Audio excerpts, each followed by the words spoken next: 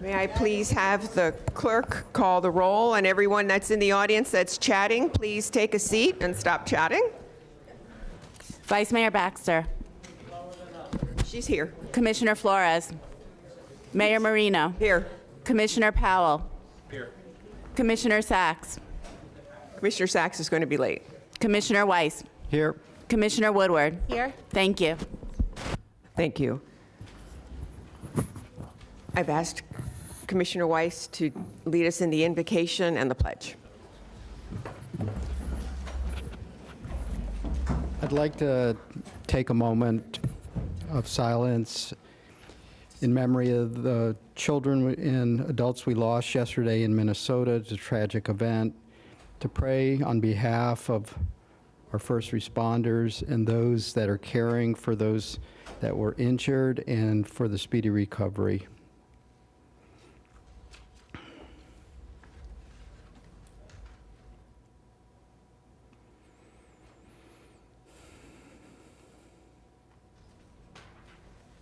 Dear God, we seek your help today with our affairs. Bless this meeting with your divine intelligence and help us to make the best use of our own. We are of diverse opinion here, yet we wish to reach agreement satisfactory for all. Please share your wisdom with us to help us do right by all concerned. Thank you for your heavenly blessing. Amen. I pledge allegiance to the flag of the United States of America and to the republic for which stands one nation under God, indivisible, with liberty and justice for all. Thank you.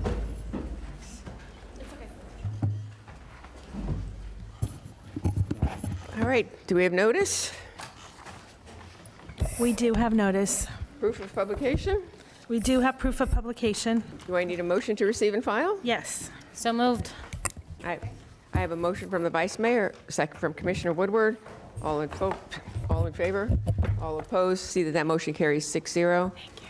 And show that Commissioner Flores is with us. Thank you. All righty. Oh, now to the fun part of the agenda. Any additions, deletions, and modifications? Would you like us to swear in? Oh, I'm sorry. Yeah, it's on there too. Swearing in, please. All those wishing to speak or testify on today's quasi-judicial items, please rise and raise your right hand. Do you swear or affirm to tell the truth, the whole truth, and nothing but the truth? I do. Thank you. Thank you. Before Now, we get started on add delete, I apologize for the last minute flurry of papers at your desk. Everything on add delete that you have received via email. And we do have copies here if there's questions on any of the documentation, and we have it for the clerk. And I'll turn it over to Wendy. Okay, for our amendments to the agenda, item number 2, ZV ABN PDD CA 2024-01273 liter self-storage. The applicant submitted a letter in the attached amendments for a postponement to September 25th BCC hearing. Also under this same heading, postponements, withdrawals, and agendas, late last night, we received a request for a remand for item number 6, ZCA 2024-01593 Nash Trail. They've requested to be remanded back to the Zoning Commission, the October Zoning Commission. On the regular agenda, there were, item number 6 had additional correspondence. That's part of the amendments to the agenda and an add delete of landscape condition number 2 for the north and south property lines. Item number 7, PDD DOA 2024-01924, Ascot 441. We have an amendment to the staff report to correct the acreage from 248.14 to 330.46 acres.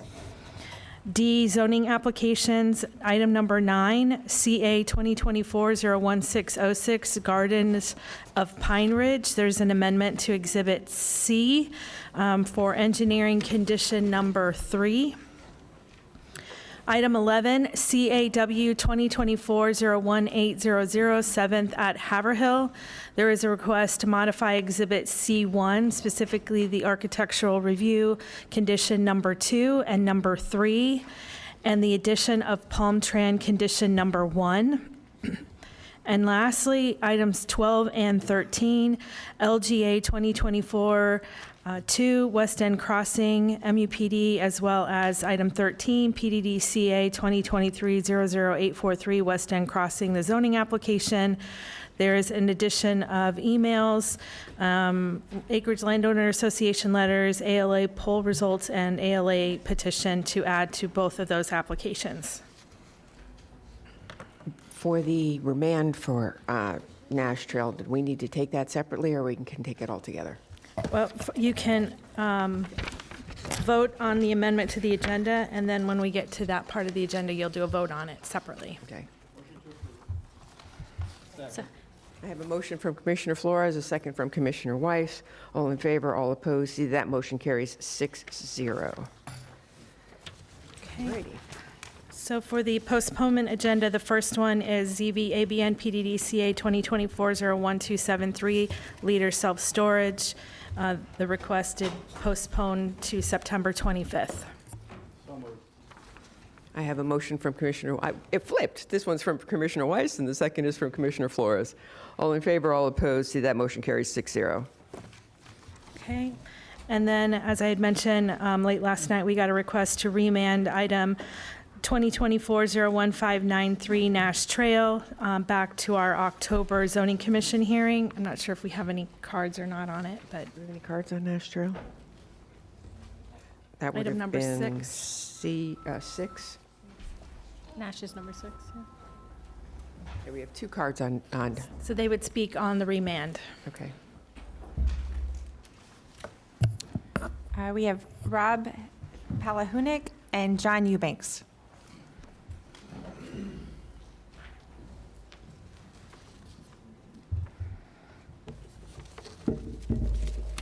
Okay, thank you.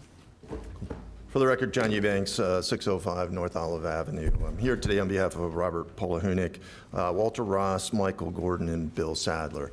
We're going to be short on this aspect. Obviously, we're not going forward today, but as many of you may or don't know, that we filed a lawsuit yesterday that is actually asking for a temporary injunctive relief based upon violations of the Sunshine Law. So we have that in play, and we have this in play as well. So from our standpoint, we're not going to chime in on the remand because we don't want any of that to come into what we say today to go into that case. However, obviously, we can't stop you all from doing that, and obviously we'll work with staff or whatever you guys decide from that standpoint. So from our standpoint, we're glad we're not going forward because we have the lawsuit as well as this remand, and we'll leave it to the commissioners to make the decision on that. Thank you. Thank you, sir. Robert Palahunik, 5536 52nd Drive South, Lake Worth, Florida. To the extent that you remand this back, the letter I read yesterday, the applicant's asking for 200 additional days. That I'm completely taken back by on why extra time would be needed. We've asked for this to happen many, many times, and it's just been delayed and delayed, not due to us, due to the applicant. That's all I have at this time. Thank you. So I need a motion to remand. Is that correct? Yes. Okay. Commissioner Flores has the first. The Vice Mayor has the second. All in favor, all opposed. See, that motion carries 6-0. Okay, so now we are on actually to the adoption of the agenda, correct? Now you're on the consent agenda. You already voted on the adoption. That adoption of the agenda was Flores and Weiss. Okay, thank you. Anybody want to pull anything from consent? Okay, may I have a motion to approve the consent agenda? I'm sorry? Disclosures. Correct. All right, let's go for disclosures on the consent agenda. I'm sorry, Mayor, was there a motion to We're approve? going to do the disclosures and then we'll do the motion. Disclosures. Yeah, she just said it. That's all right. There's a lot going on today. Okay, Commissioner Powell, why don't we start with you on disclosures? I have no disclosures on the consent agenda. Thank you. Commissioner Weiss? Yes, on item number 1, I had verbal, my staff spoke with Lauren McClellan. Vice Mayor? No disclosures for consent. I have no disclosures also. No disclosures? Commissioner Woodward has none. Commissioner Flores? Just on consent. No disclosures. Thank you. Since we went through our disclosures for consent, may I have a motion and a second to approve the consent? So moved. Okay. We have a motion from the Vice Mayor, second from Commissioner Woodward. All in favor, all opposed, see that motion carries 6-0 on the consent agenda. We are now on to the regular agenda. And we will start with item 4, zoning regulations for solar panels. This is a follow-up. There is no motion. This is just follow-up for board direction. Yes, this is follow-up for board direction that we had in January and February. The staff recommendation is not to move forward with any changes at this time to the OLDC. And we did coordinate with FPL, and I believe that they're here to speak if there's any questions directly for them. And Vice Mayor Baxter's light is on, so I will let her go with this. It was prior to us taking 4. We can take this if you'd like, but I wanted to ask, I would like to make a motion to move 12 and 13 up so our residents don't have to sit here all day waiting to be heard. I'm sorry. And my time's up. Actually, I don't think, yeah, I don't think, It's on regular. no, I know. I don't think most of what's going to happen before that takes very long. So if there's anyone for an appetite to move this forward, please let me know. Okay, we have a motion and a second to move. Are we going to deal with number 4? We're going to deal with number 4, and after number 4, we'll take 12 and 13. I'm sorry, Mayor, could I have the second, please, for the motion to reorder? Commissioner Powell. The Vice Mayor wanted to move, and its second was Commissioner Powell. And then we're going to take item number 4, and then after we take item number 4, we'll move that item to the front. Okay? All right, so item number 4 is the solar panels. I know we have representatives from FP&L. Does anybody want a presentation? No. No, everybody read the documentation? We're good. Thank you, folks from FP&L, for being here. Okay, so now we have made a motion to move item 12 and 13 to the front, and we're going to take those at this time. So item 12 and 13 go together, and typically we do the applicant presentation together as one, the staff presentation together back to back, public comment all together, and a lot of times we do disclosure before you do 12 and 13, even though technically you don't need disclosures for 12. All right, you know what we're going to do? I see Commissioner Sachs. Why don't we go ahead and take disclosures for 12 and 13. Commissioner Sachs can share them with us when she takes her seat. And this way we can go ahead and get business at hand out of hand. Or out of the way, I should say. All right. Commissioner Powell, we are on item 13 because 12 needs no disclosures. Do you have any disclosures on item number 13? Good morning, Madam Mayor. This morning, I'll disclose that I've had verbal communication with Don Herring, Jean Ducharme, Lisa Ann Johnson, Bob Morgan, and I've had correspondence by email that is being filed with the clerk. Thank you. Commissioner Weiss. Thank you, Mayor. On item number 13, I've had verbal communication with Don Herring, Jean Ducharme, Lisa Ann Johnson, Pia Scoran, Bob Morgan, Brian Seymour, Derek Brock, and my office has received emails, and those have been filed with the clerk. Vice Mayor. Yes, Madam Mayor, for item number 13, we've had written communications which had been filed with the clerk. We've had verbal communications with Jamaica Gibson, K-Ram Ark, Brian Seymour, Don Herring, Sharon Merchant, Jennifer Morton, Colby Brock, Derek Brock, Jean Ducharme, Donna Cesaro, Lisa Johnson, and Pia Scoran. And yes, I have had a site visit. Thank you. For myself, I've filed the written correspondence with the clerk. I've had verbal communication with Don Herring, Jean Ducharme, Robert Dizelle, Derek Brock, Colby Brock, Brian Seymour, Sharon Merchant, Lisa Johnson, Delia Laukin, and yes, I have visited the site. Thank you. Commissioner Woodward. Okay, I have had verbal communication with Don Hearing, Jean Ducharme, Colby Brock, Derek Brock, Brian Seymour, Sharon Merchant, Bob Morgan, Lisa Johnson, Pia Scorin, and email correspondence filed with the clerk. Thank you. Commissioner Sachs, let the record show that Commissioner Sachs has joined us. And are you ready for disclosures? I am. Item number 13. Item number 13, I have had email communications that have been filed and letters filed with the clerk, and a phone call with Bob Morgan and Jamaica Gibson. Thank you. Commissioner Flores. So I've had written communications with Don Hearing, Jeannie Ducharme, Brian Seymour, and Adam Kerr. We've also received multiple emails from the Acreage Landowner Association. Those have been filed. Verbal communications with Don Hearing, Jeannie, Brian Seymour, and Adam Kerr. Thank you. I think that should cover disclosures. Madam Mayor. Yes. I do know and remember in the past, I did have communication with the Brocks as well as Brian Seymour on that particular item. Okay, no problem. Thank you. Thank you all. Go right ahead and let's get started. Okay, we'll start off with the applicant presentation.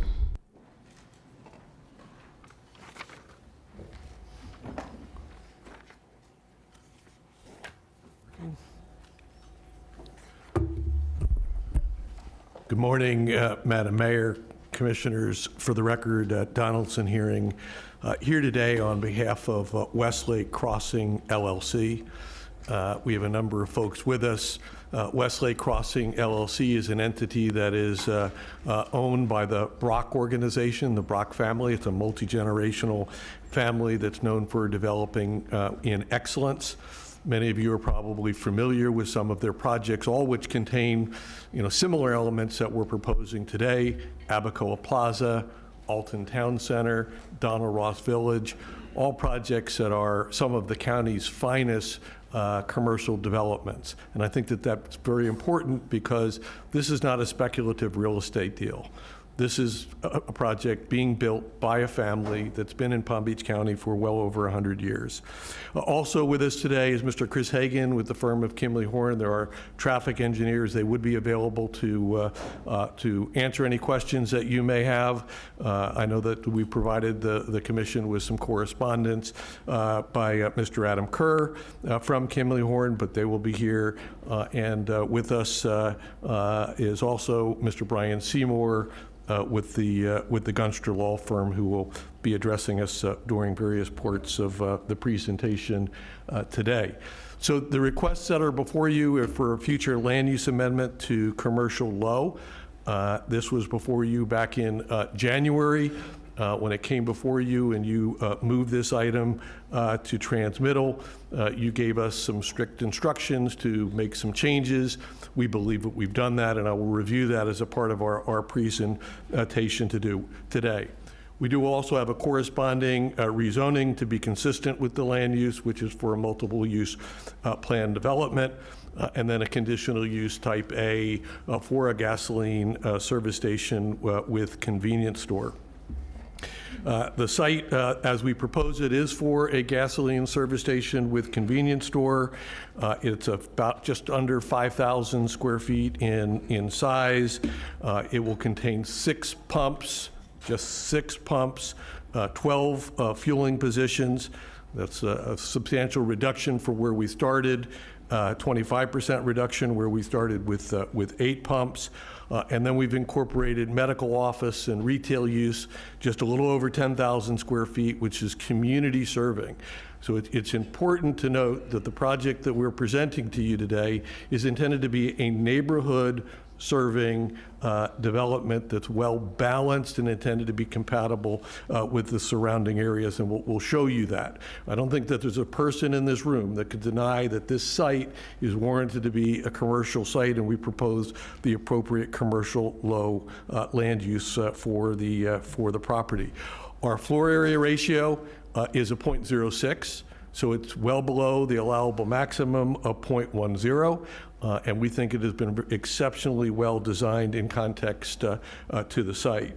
The site itself is located at the hard corner of Seminole, Pratt Whitney, and North Lake Boulevard. It's at the southwest corner of that intersection. I'll go over that in a little larger detail with some coming slides, but it's very important to note that these are two of the county's most significant north-south and east-west arterials. These are major roadways. These are just not small roads, and the configuration and the plan for these roads has changed significantly over the past 30 years. What was envisioned 30 years ago or even 20 years ago is significantly different to what the county is constructing today, which are 6-lane facilities for each of these two roadway corridors. The staff report contains a number of discussions dealing with the acreage neighborhood plan, or the ANP as we often refer to it in short, as well as the Western Communities plans. These are studies that have been out there for many, many years. These are studies, the acreage neighborhood plan was originally done in 1995. That's over 30 years ago. The Western Corridor study in 1998, 27 years ago. These are old studies. And while there have been some minor updates, significant changes all around the site and within the area have occurred and have not been addressed within these reports. In 1995, North Lake Boulevard and Seminole Pratt were dirt roads, far different. In 2008, when there was a minor update to the acreage neighborhood plan, which was actually intended to incorporate a provision for gasoline fueling stations, these were 2-lane roads and not identified on your comprehensive plan to be the 6-lane corridors that they are today. So there's been some significant changes. And when you evaluate land use changes and zoning, one of the criteria that you need to consider are what changed. Are there changes that have occurred within the landscape that would warrant those changes? So the photograph that we have on the slide right now shows our site. And I'll walk around and show you some of the developments which most of you are aware of. But before I do that, you notice with the red star that designates our 6-acre site, it's really located, it's not located in the heart of the acreage. We're not looking at doing our community neighborhood commercial development in the middle of the acreage. It's on the edge, it's on the northern edge, and it's on the corner of those two major arterials that we referred to. But when we look at this, what's occurred over time, at the time that both those reports were issued, Avenir wasn't even a thought. I mean, this was the Vavris property. It wasn't even a thought. About 5,000 homes in Avenir. GL Homes wasn't a thought. I mean, that wasn't even out there. Westlake was not approved. It wasn't even a thought. It was Calvary Judge Groves back in the day. Arden was not there. The Alt Artistry Project and the annexations that have recently occurred by the Village of Wellington were not in play. So there have been significant changes. Now, it's important to note in the visual that you are looking at, the acreage, which is considered a census-designated place, is generally considered an area of 40 square miles, 70,000 acres. So it is a big land area. And we're looking at trying to provide a small amount of commercial, neighborhood commercial, at an appropriate location, a neighborhood commercial node, which is well under the prescribed commercial land area that was once considered or thought to be appropriate for this area, even before it has expanded to this date. The slide on the screen now just documents in 1995, these were dirt roads for North Lake Boulevard. This was that picture in the frame. You can see Mecca Farms, which was actually a farm at the time. Nothing was there with Avenir. Population back in 1995 was less than 20,000 people. There's been significant change over time. When we look at 2010, population now has increased it to less than 30,000 people. Of course, Avenir was still not even a thought. There's been just, at that time, both North Lake and Seminole Pratt Whitney were paved, but they were 2-lane roads. Now it's a 6-lane road today. When we look at it today, now you can see Avenir, and if I had a current aerial photograph, you would see thousands of rooftops in the Avenir development. But it's important to note that what we propose at this location is not intended to serve Avenir. It's not intended to serve Ibis. It's not intended to serve Westlake. It's not intended to serve Arden. It's a neighborhood center that has been carefully designed and balances the land uses within the area. And then here's a comparison of the two. So significant changes, populations from less than 20,000 to well over 40 to 50,000 in 2025, and certainly projected probably to be in close to 65 to 70,000 by the time we get to the end of this decade. So here's our site development plan in context to the surrounding area. And so you can see on this slide that to the immediate east of our site, there is actually a Palm Beach County water management tract that has been constructed. It's actually constructed today, so we have no neighbors to the east. You'll see both Seminole Pratt Whitney and North Lake Boulevard in the configuration that they're being constructed to today. 6-lane facilities, but really 8 lanes at the expanded intersections. This is a very, very significant intersection with, well over 40,000 cars on the roadway every single day. So we think that we've done this very, very tastefully. It's been well designed. There we go. There's the retention area from the county. The areas that you see to the north and to the east, these are large vehicle storage areas. I mean, no landscaping, no buffering, and both agricultural equipment, landscape vehicles. So what we're proposing, we believe, is very much so compatible. I think recently you might have seen some email communications or some social media posts concerning the fact that there is a daycare, a Planet Kids, which is about 700 feet from our boundary. And there was an assertion that this proposed gasoline fueling station is going to have a detrimental or deleterious effect on this particular daycare facility. I can assure you that it won't. There are many, many daycares in Palm Beach County, and that's emphasis added, including the one at Orange Avenue that was just constructed within close proximity of gasoline fueling stations and convenience stores.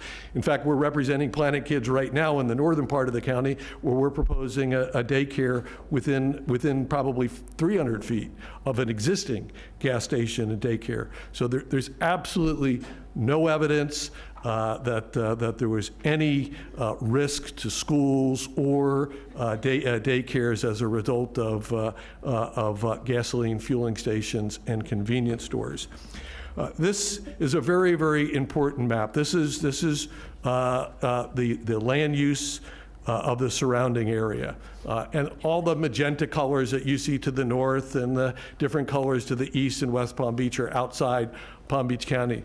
So the important piece here, and it's something that you've heard about, and it's actually referenced in most of those studies that you've read, is everything you see in that pale yellow, it's all one single land use.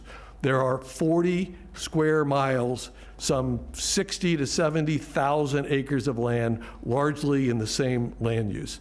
The services are not balanced. That's meaning that somebody, to get a service, has to drive to the east or drive to the south. They have to impact somebody else, more vehicle miles traveled, in order to get those services. The two areas in yellow are two existing commercial nodes. One is about 3.3 miles to the east, and that's one that's now being constructed. And then there is the commercial node at Orange Avenue and Seminole Pratt Whitney, about 2.4 miles or so to the south. And we're proposing a small neighborhood commercial node, less than 5 acres of size, at that location. We're proposing about 15,000 square feet, 0.068 FAR below the allowable. You have read and you will hear that, the site is supposed to be 10 acres in size per the acreage neighborhood plan, which again, we would assert is well outdated and has not been evaluated. We don't believe that 10 acres, which would produce about 43,000 square feet of commercial, would be appropriate at this location. That's going to be more of a regional attractor. We're not trying to bring people from outside into this area. This is a neighborhood center, and it's amply sized, a typical size for most gas stations that you've seen over the years. The Wawas and the racetracks, which are the supersized stations, are about 2 acres or 2.5 acres. Our site is 6 acres in size and been very carefully planned so that it is well balanced and compatible with the surrounding area that's there. So that land use is important because there's an imbalance in the land use as it exists today. This was our site development plan that was brought before you at the time of transmittal in January of this year.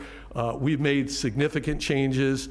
Right prior to that transmittal hearing, we had reduced the number of fueling positions from 16 or 8 pumps down to the 6 pumps or 12 positions that we proposed, which was a 25% reduction.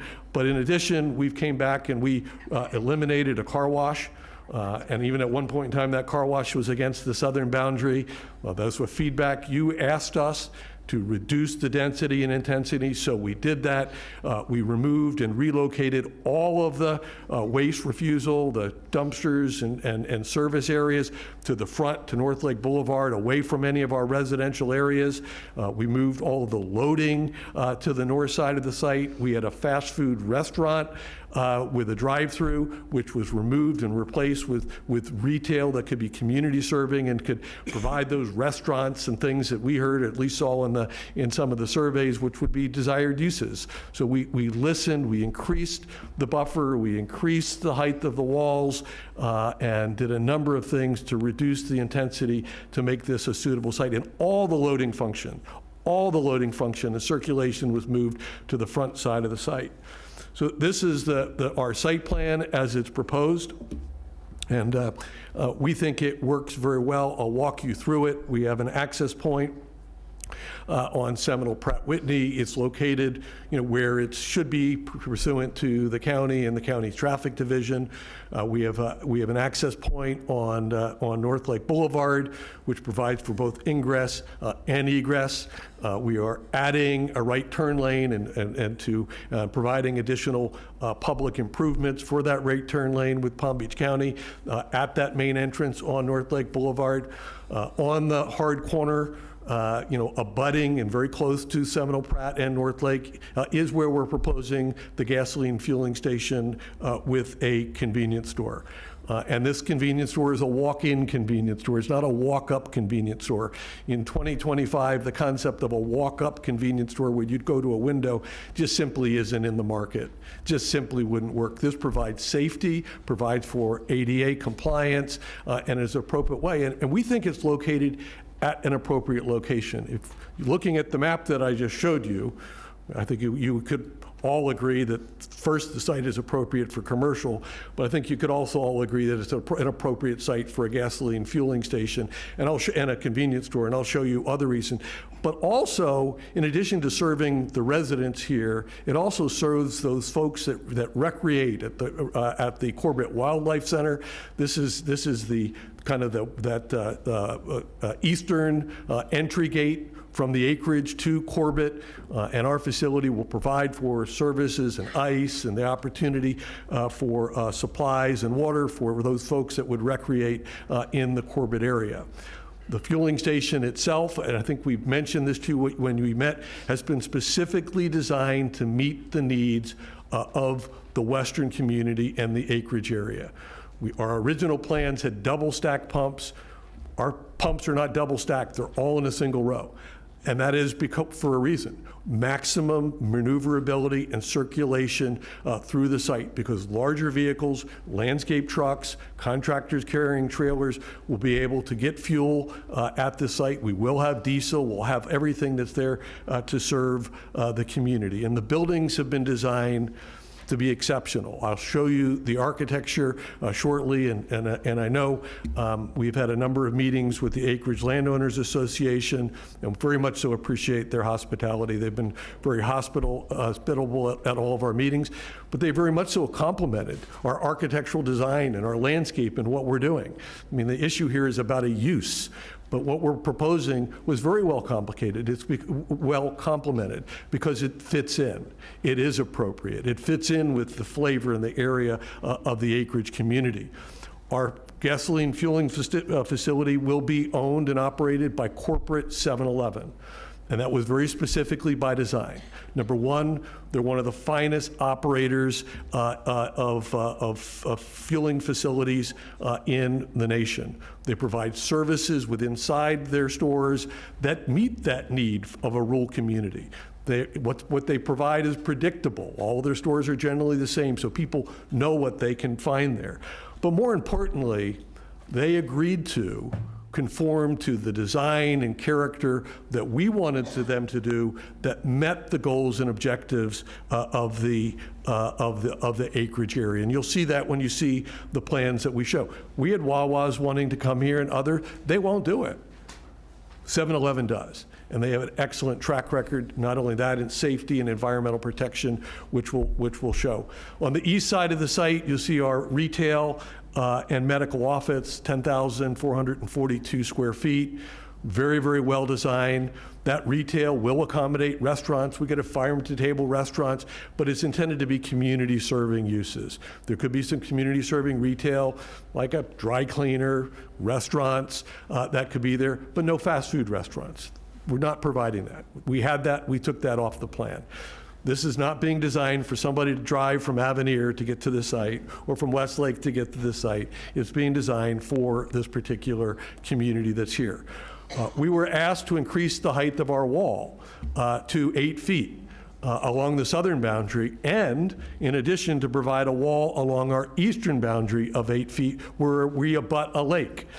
So we've done that. We agreed to do that. We have substantial landscaping, which is all native vegetation. We'll work diligently to preserve the trees and to create and establish a design and character that's consistent with the area. Our water management and our treatment train for our water will be done with excellence and will ensure all public safety is provided.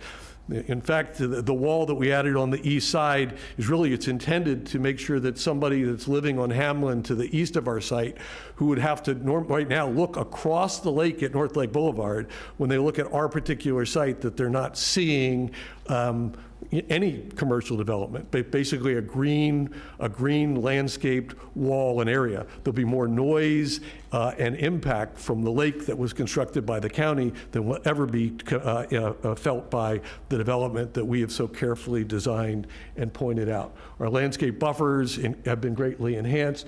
We're providing a wonderful parkway along North Lake Boulevard. We're bringing the sidewalk into the site to create a dignified experience for the pedestrian. And everything's done, again, 100% native vegetation that basically not only provides for screening, but also provides for environmental benefits, water quality, wildlife improvements on the overall site. Again, the loading areas, the trash receptacles have all been moved to the north side of the site, as we had said, far away from our residential neighbors. We've even done some grass parking in the back to reduce our parking and keep our parking to minimal numbers. I've got a few cross sections that I'll quickly run through so you can see the efforts that we've made since we were before you in January. We've increased the width of our landscape buffers. This is a cross section through the southern boundary at the convenience store location. Our building is set back 94 feet from the property boundary. We've got a nice buffer. We have over a 40-foot landscape buffer in that area, and in that buffer we have an 8-foot wall with substantial landscaping. And so we think that we've addressed any issue of compatibility, and then that compatibility is further enhanced by the fact that the design criteria for the exurban tier requires porches and design elements, as have been incorporated into our design, that make it compatible, that make it appropriately scaled, that make it balanced within the area. Further to the east, adjacent to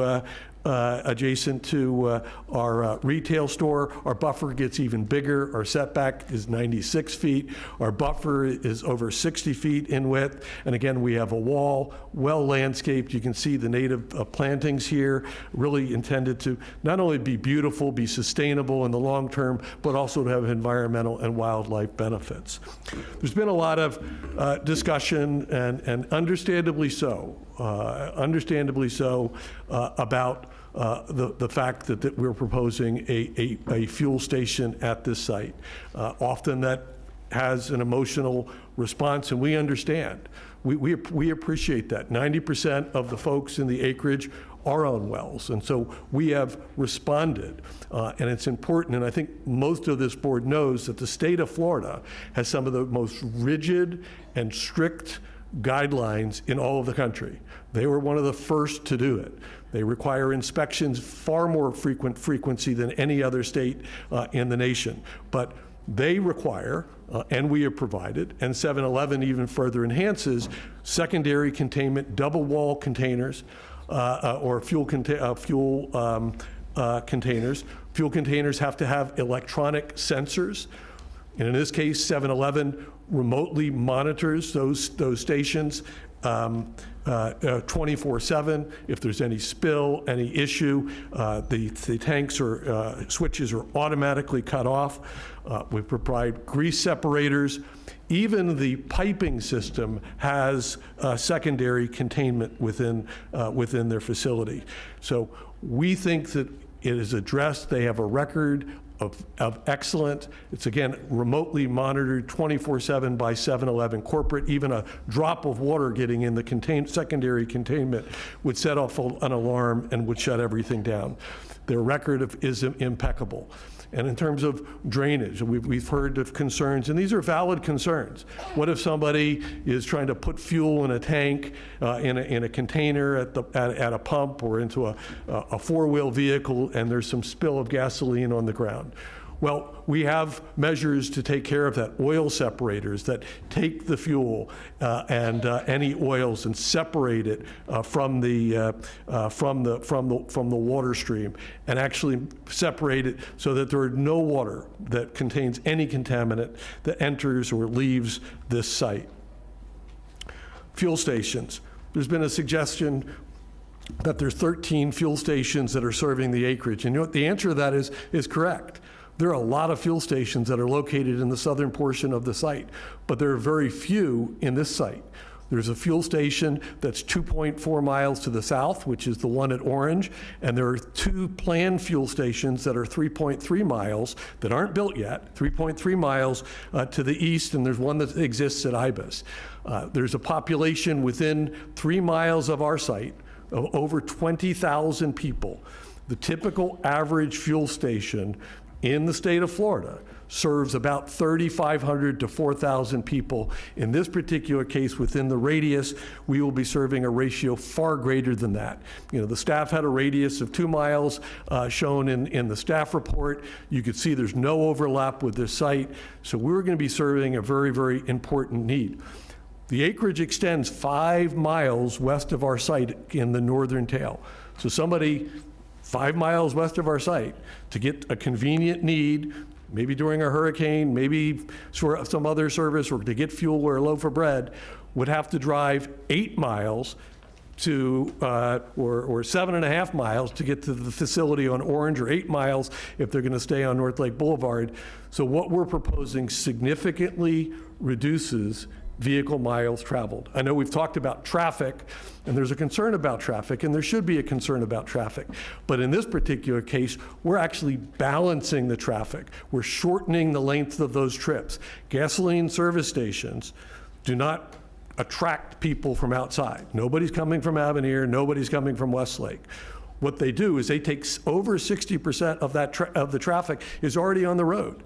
So, and particularly at this location, there'll even be more capture at this location. So we believe it's appropriate. It's being proposed at a location where the county is doing significant public safety standards, improvements with the new roadways, and with the improvements that the applicant proposed, it is fully appropriate. Architecturally, and I'm close to closing, Madam Mayor, our architecture is outstanding. It's been complimented by many, including, you know, the Acreage Landowners Group. I don't think that there's any objection. Beautifully well-scaled porches, designed with excellence, as you can see. That was a 7-Eleven, believe it or not. The picture that you just saw was that's a 7-Eleven. No other entity would do something that really fits into the community, and our retail and medical very much so fits into the overall flavor. So we've done a number of things to improve our overall site that you have. We've listened to you. We've engaged the community. We've eliminated the fast food restaurant with daycare. We've eliminated the car wash that's on the site. We've reduced the intensity of the fueling facility by 25% over time. We've just done so many things. We've enhanced our compatibility with our neighbors. We relocated the trash. We're in agreement with all of the staff's recommendations on lighting. We've expanded the buffers. We've increased the density of our landscaping substantially on the site.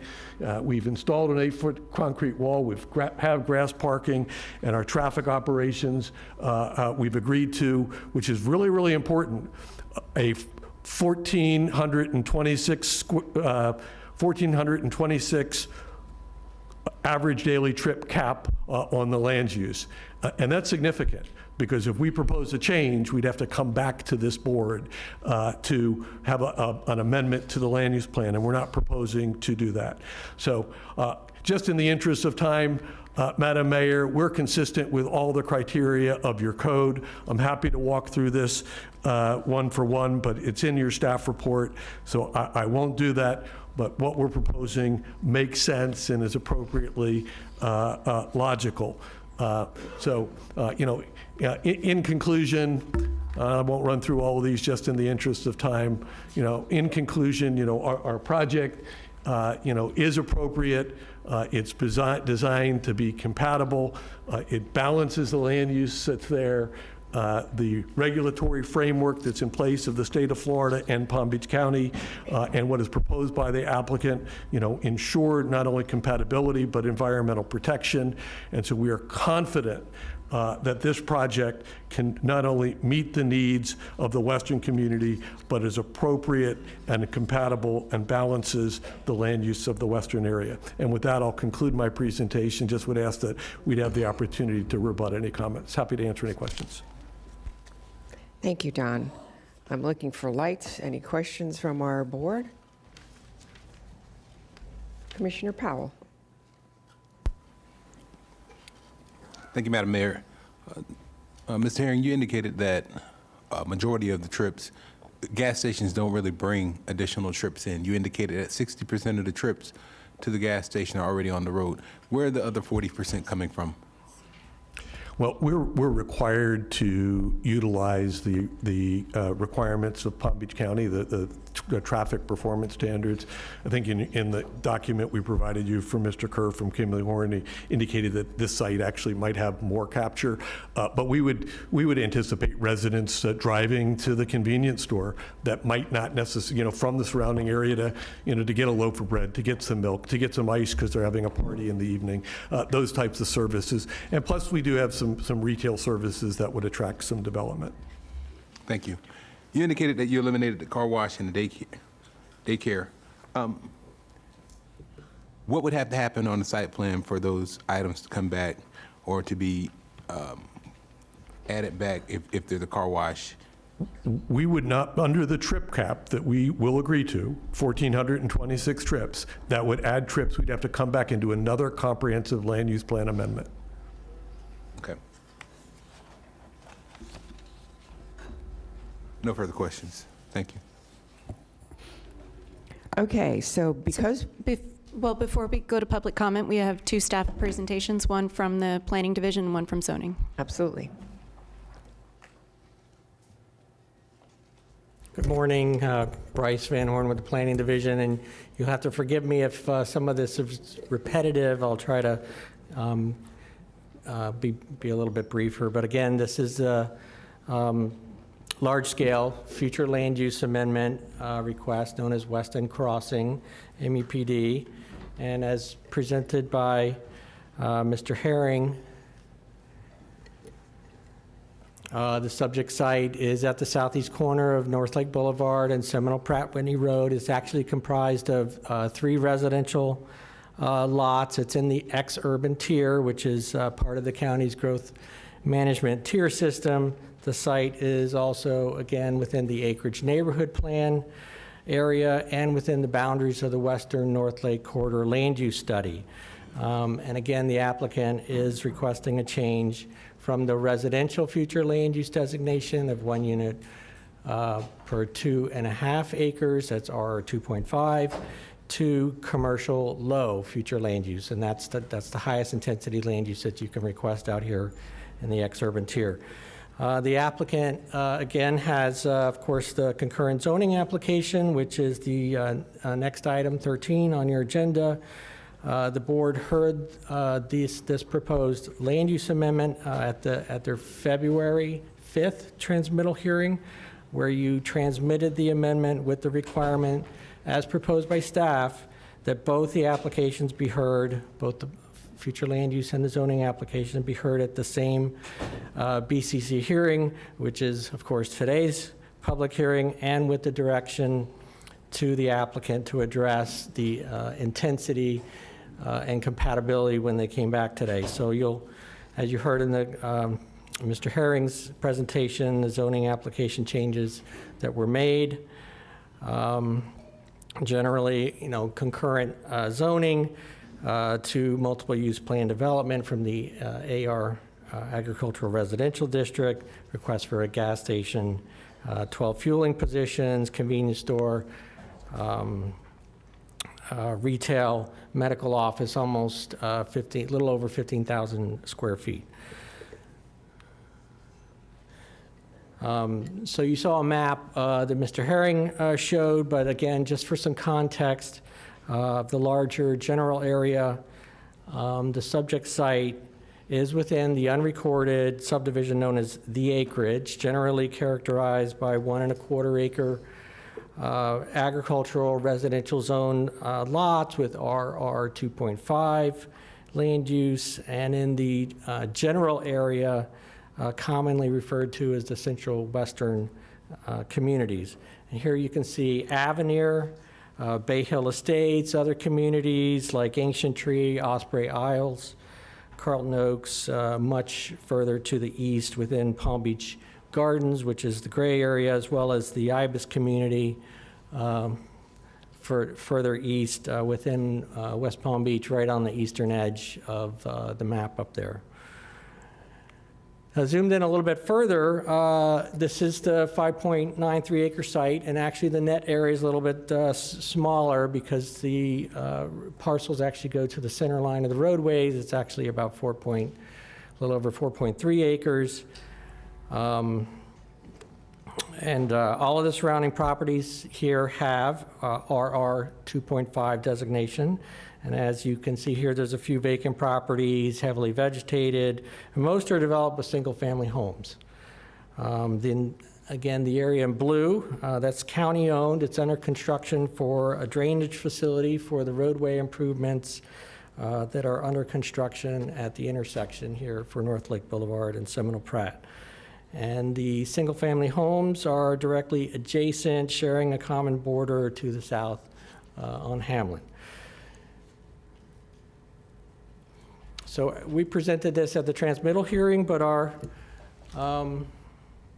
staff's assessment was, first that the county is required by policy to consider recommendations in studies and neighborhood plans that were received and filed or acknowledged by the Board of County Commissioners. And as mentioned previously, subject site is within the acreage neighborhood plan.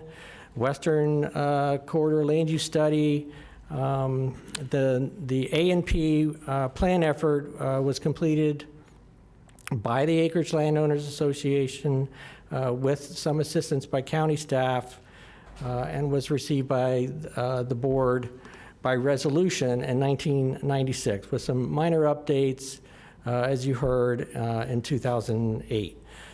So as indicated by in the staff report, the site does not meet the recommendations for commercial in the neighborhood plan, including recommendations regarding gas stations. And regarding the Western North Lake Corridor Land Use Study, this study was acknowledged by the BCC in 1998, leading to an interlocal agreement between the county, Palm Beach Gardens, and the city of West Palm Beach.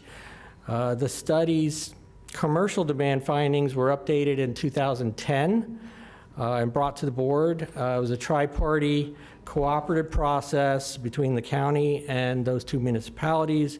And at the end of that, each of the local governments were to commit to considering the findings of the study during review of future land use amendments and zoning applications as well.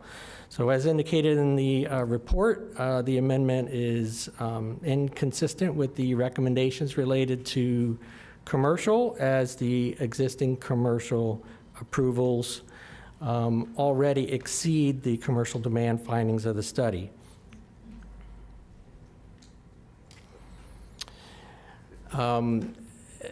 As presented in the report, the applicant's justification is not adequate. The amendment only meets the tier commercial location requirements. So, which is that it has frontage on two arterials or frontage on an arterial and a collector.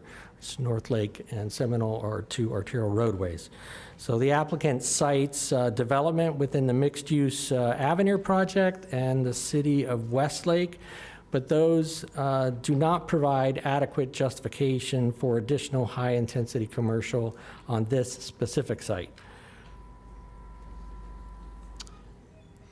Staff does not believe that the amendment as proposed by the applicant is compatible, although the site may be suitable for some neighborhood commercial uses given its location. The amendment with high trip generating vehicular-based uses on this small site directly adjacent to residential is not consistent with the ex-urban tier policy to ensure development is compatible with the scale, mass, intensity of use, and character of the community. And again, just noting again that the net developable development area of the site is really only about 4.3 acres. You can see the parcel boundaries here. They go to the center line again. And as you can see, the site is again directly adjacent to and in fact sharing common property line with the residential properties to the south. One of them is vacant. So as such, staff, we're still recommending denial. We don't change our recommendation. And at the January 10th Planning Commission hearing, the Planning Commission recommended denial 8-4. The board did transmit the amendment February 5th with some direction to the applicant. There were no comments from the State Land Planning Agency review, Florida Department of Commerce. However, since transmittal, should the board adopt the amendment to commercial low, staff has added for your consideration a proposed condition to limit development under the CL future land use to 1,426 daily trips. This condition reflects the changes that the applicant made in the zoning application and are directly from the applicant's zoning traffic impact analysis. So additionally, there is a condition requiring that the applications be heard at the same hearing. Of course, that's moot if the board adopts the amendment and the zoning application today, so we would just delete that. You have the option, of course, to adopt the ordinance today and consider the proposed condition that staff has for the trips. Commissioner Powell. Thank you, Madam Mayor. I have two questions, Bryce. One, well, actually, they're centered on the same premise.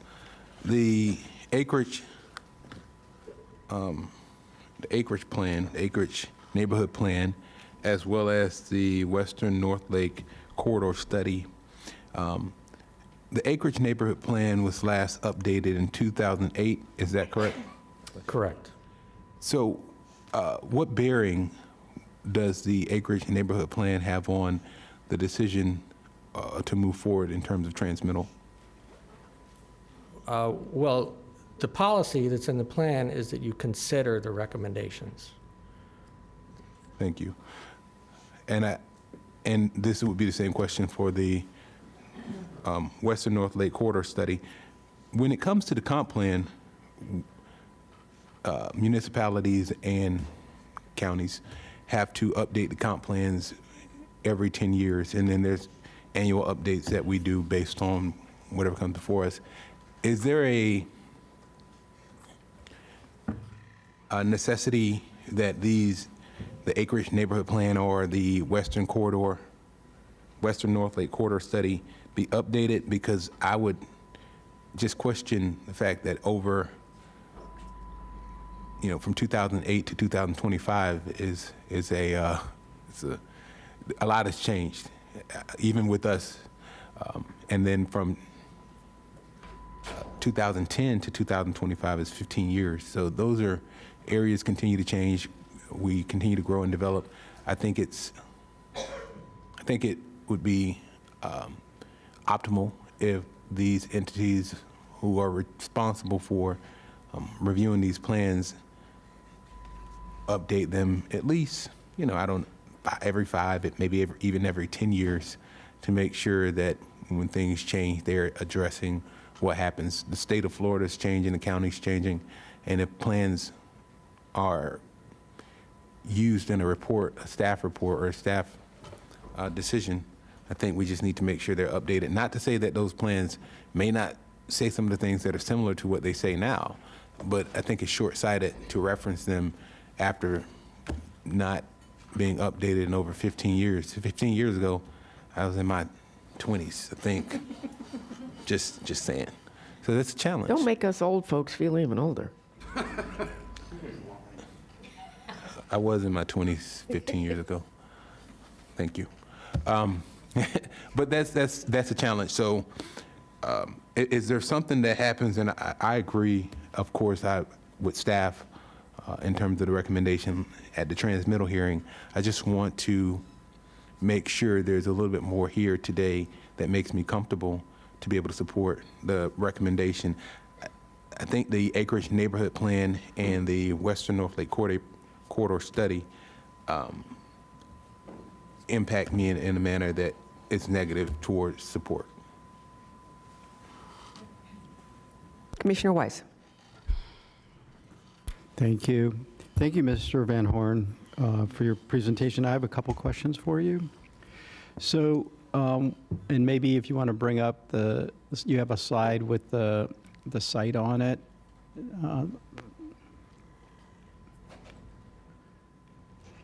Yeah, there it is.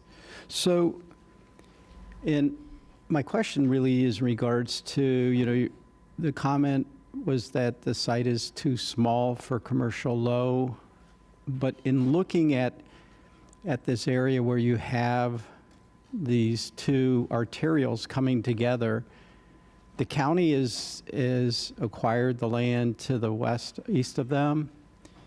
That corner, there's no way for it to ever get to 10 acres. And is it staff's thought that it just stay vacant? Or that a single-family house get built there? No, and as part of my presentation, we did acknowledge that the site, given its the location criteria that's in the comp plan that allows a request for commercial low, that it may be suitable for some neighborhood serving uses. But what the applicant is proposing for the land use amendment is that the site is suitable and appropriate for all uses at the highest intensity, whether it's the gas station or a combination of the gas station and fast food restaurant with drive-through, which is what the traffic report for the amendment based on our policy 35D was reviewed against, was the highest trip generating use, which is the fast food with drive-through. So we're just saying that the site is not appropriate for suitable and appropriate for everything that the applicant has proposed. Okay, but it's not staff's position that this is not suitable for commercial low location? No. Okay. And then you talked about the high-intensity use and the vehicular traffic. Because this area, I mean, it's ex-urban, any use is going to be vehicular in nature. I mean, that's the only way really to get around out there, unless you live very close by. I noticed when I looked at our map, right across the street from where the intersection at North Lake is, that street doesn't go through.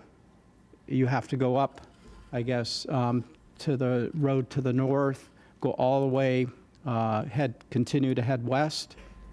So there's no, I mean, obviously you would have a potential for connection for a pedestrian to walk across the street, or get from one of those homes, but otherwise the homes that are closest to it have to go, a vehicle has to travel all the way up and around to get back down there. Certainly that's true for, and I don't remember what the road name is, just right.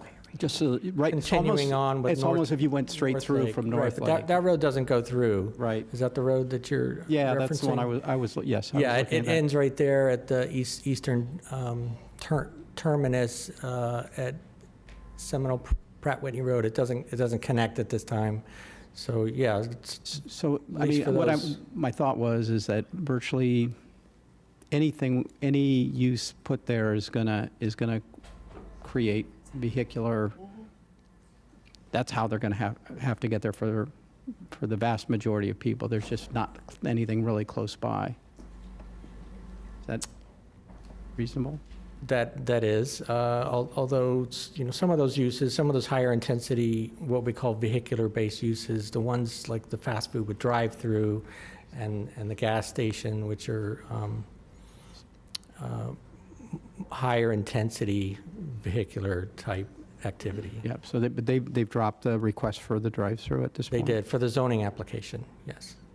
So I see. So when you're reviewing this, you're reviewing this based on the previous plan? We're reviewing it against the policies that are in the comprehensive plan. One of which is, does the applicant have adequate justification based on what they're proposing? And then the other one is the ex-urban tier policies that require that what they're proposing is consistent with the mass, scale, intensity, and character of the community. I'm still a little confused though, because we're talking about it. We're talking about this with the drive-through as part of the analysis and the car wash, but neither one of them are now included. They're not part of the zoning application, but They're part of the planning application. They are, as far as the applicant has proposed that the site is suitable for all uses, including the most intense. I see. So now do we in our legislative, and maybe this is for legal, in our legislative powers, do we have the ability to limit the uses?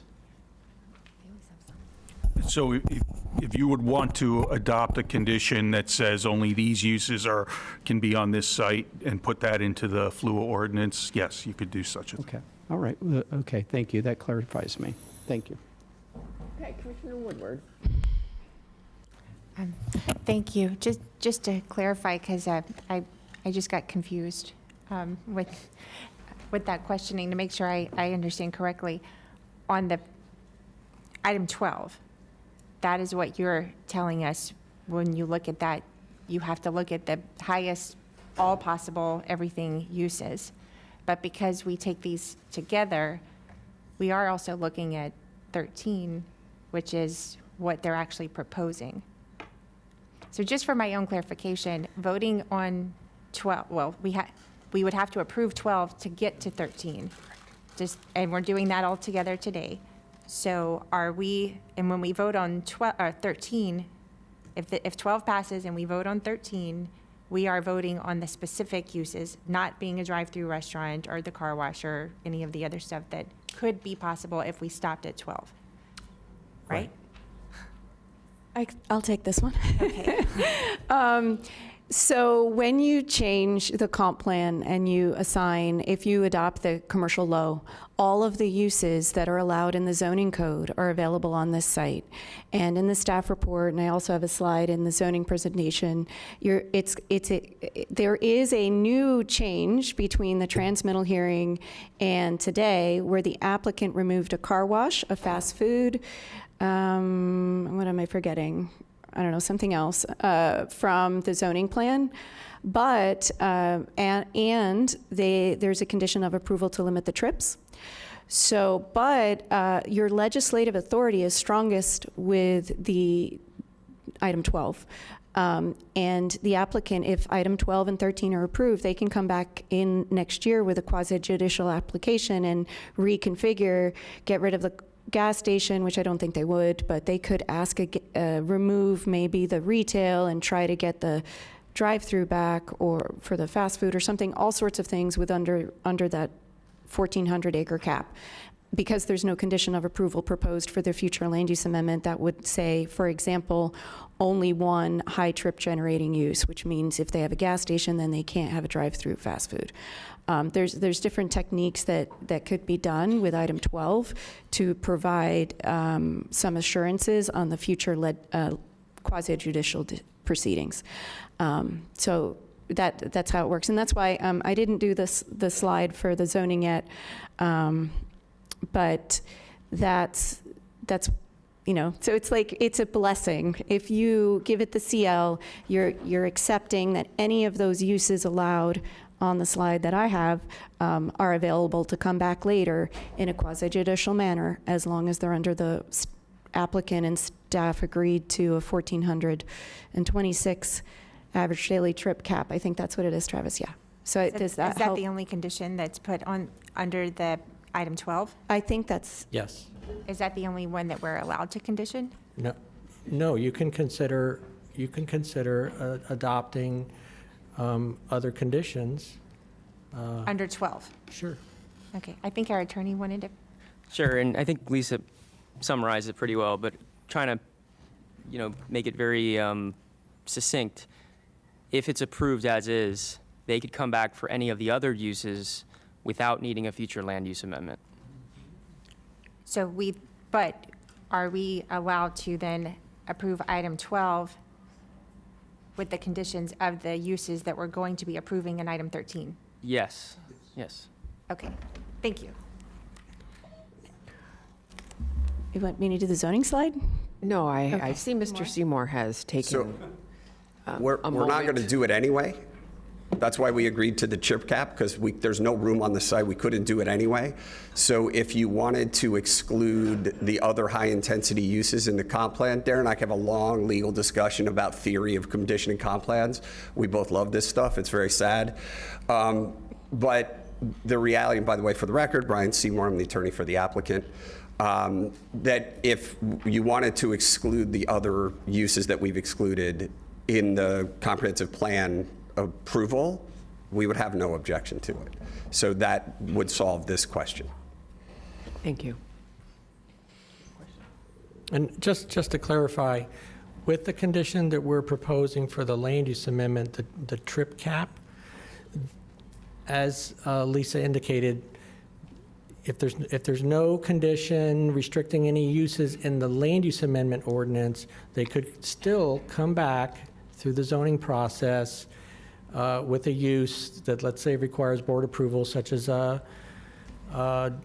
fast food restaurant with drive-through, and delete some of the actual permitted uses that are that they're proposing now, like the retail and the office, and they could replace that, come back to you, and ask you for a Class A conditional use with the restaurant and drive-through, just so long as it's under the trip cap. So for I clarity. feel like I'm at a tennis match. Yeah, we try. For clarity, because Bryce is right? So for clarity, and I might not have been clear, we are agreeing on the comp plan, so that if we wanted to bring back the fast food, we'd have to have a comp plan amendment to do that. So we are, what I just suggested as a condition, we would agree to on item 12. Thank you. Now, Commissioner Weiss, I know you were shaking your head like you had a question. Satisfied? Okay. Commissioner Powell, your light was on, it's off now. I think, Madam Mayor, I think Attorney Seymour and Mr. Van Horn clarified. We indicated that it would, if we were to approve this today, then a quasi-judicial hearing would allow for the development order or for the site plan to be amended. However, with the condition, if we approve with the condition that's recommended by staff, then it would still require, if they wanted to do a new use or an additional use on the site plan, if that use exceeded the trip count that's capped in this particular application, then it still would have to go through a future land use amendment prior to a development order amendment or a site plan amendment in order to go back before the BCC zoning hearing. So this would still trigger a two-step process for any changes proposed to the site plan if we approve today. Am I right, Bryce? You are correct. Thank you. All right. Lisa. Okay, to do this, since we've talked about so many things, I just want to highlight for the zoning slide, if Nancy could put the zoning slide up, all I'm going to point out is a couple things. You already know that it's a comp plan amendment and a Class A conditional use and the rezoning to MUPD.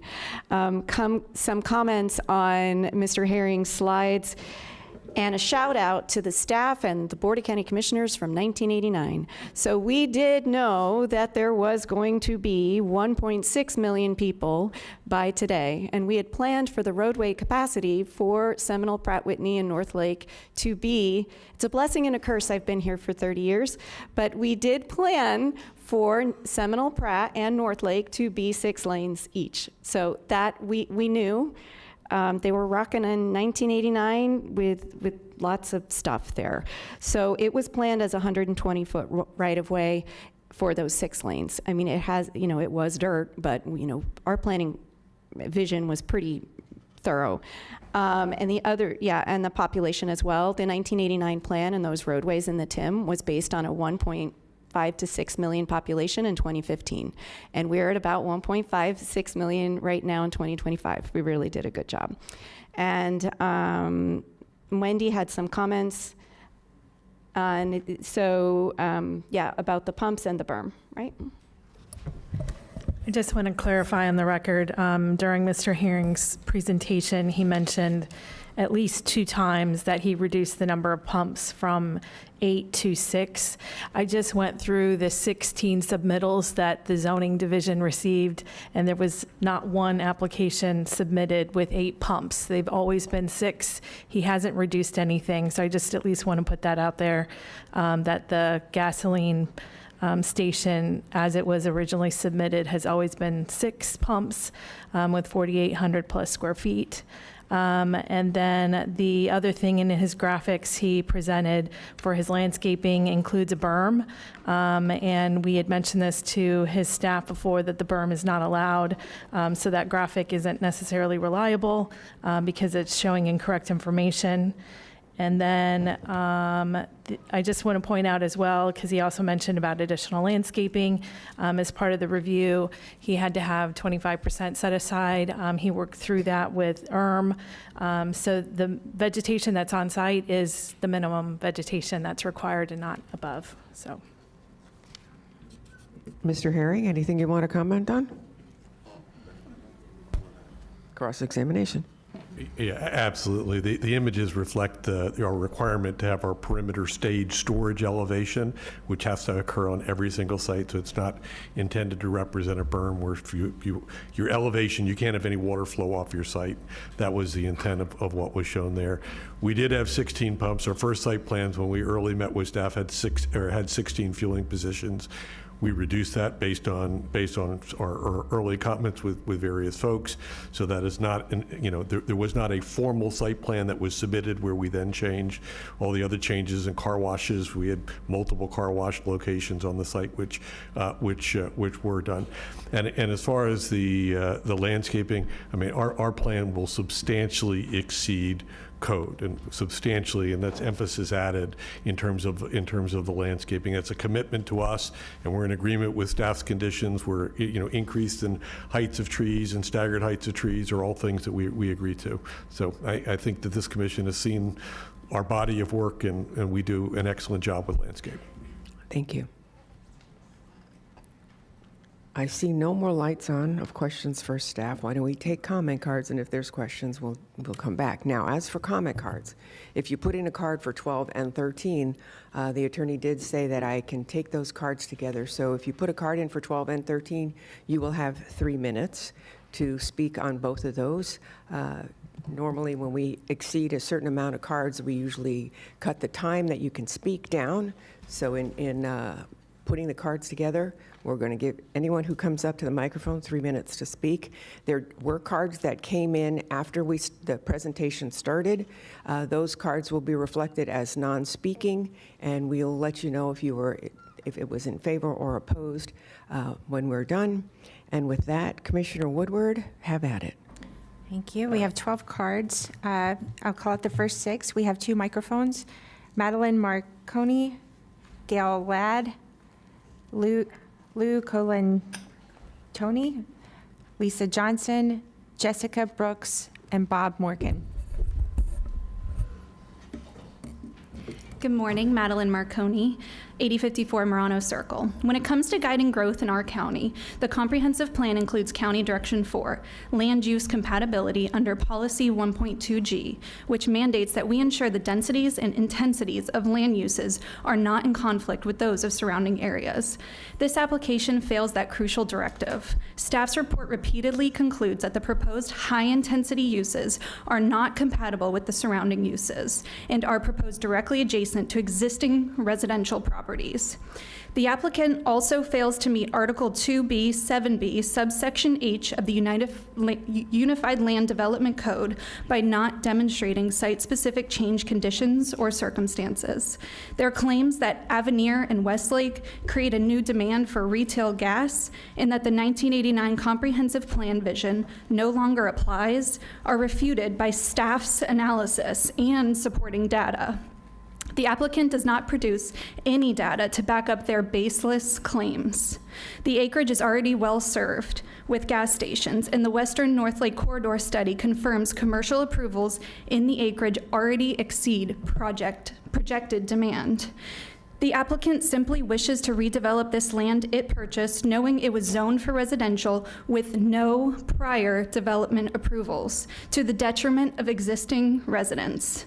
Staff quickly recognized that and correctly identified that Article 2B holds approval cannot be based on financial feasibility. The application must be denied as there are no site-specific change or circumstances to justify this approval. The applicant falsely claims this site's location has become a commercial node. Had the applicant actually performed a proper evaluation of the parcel at issue, it would have discovered that the majority of parcels in this area are either residential, agricultural, or wetlands under conservation easements.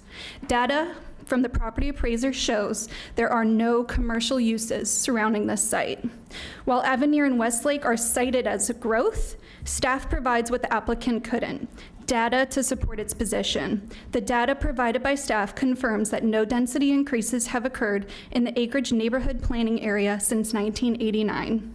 Per the standards set forth in the ULDC, the applicant cannot cite unrelated large-scale developments in a completely different municipal boundary not located in the acreage to use as justification for this project. This application fails to meet Article 2B, 7B, subsection H, and contradicts multiple policies of the comp plan. And Madam Mayor, I respectfully request to submit the following evidence onto the record, Exhibits A through E. Should I Thank give you. them to the clerk? Hi, good afternoon, good morning. I'm Gail Ladd, Jupiter, Florida, and instead of just repeating what Ms. Marconi just said, I totally agree with her. And I want to say thank you to staff for all of their work, and I recommend that we do what they say. Thank you. Thank you, Ms. Ladd. Take a microphone, somebody.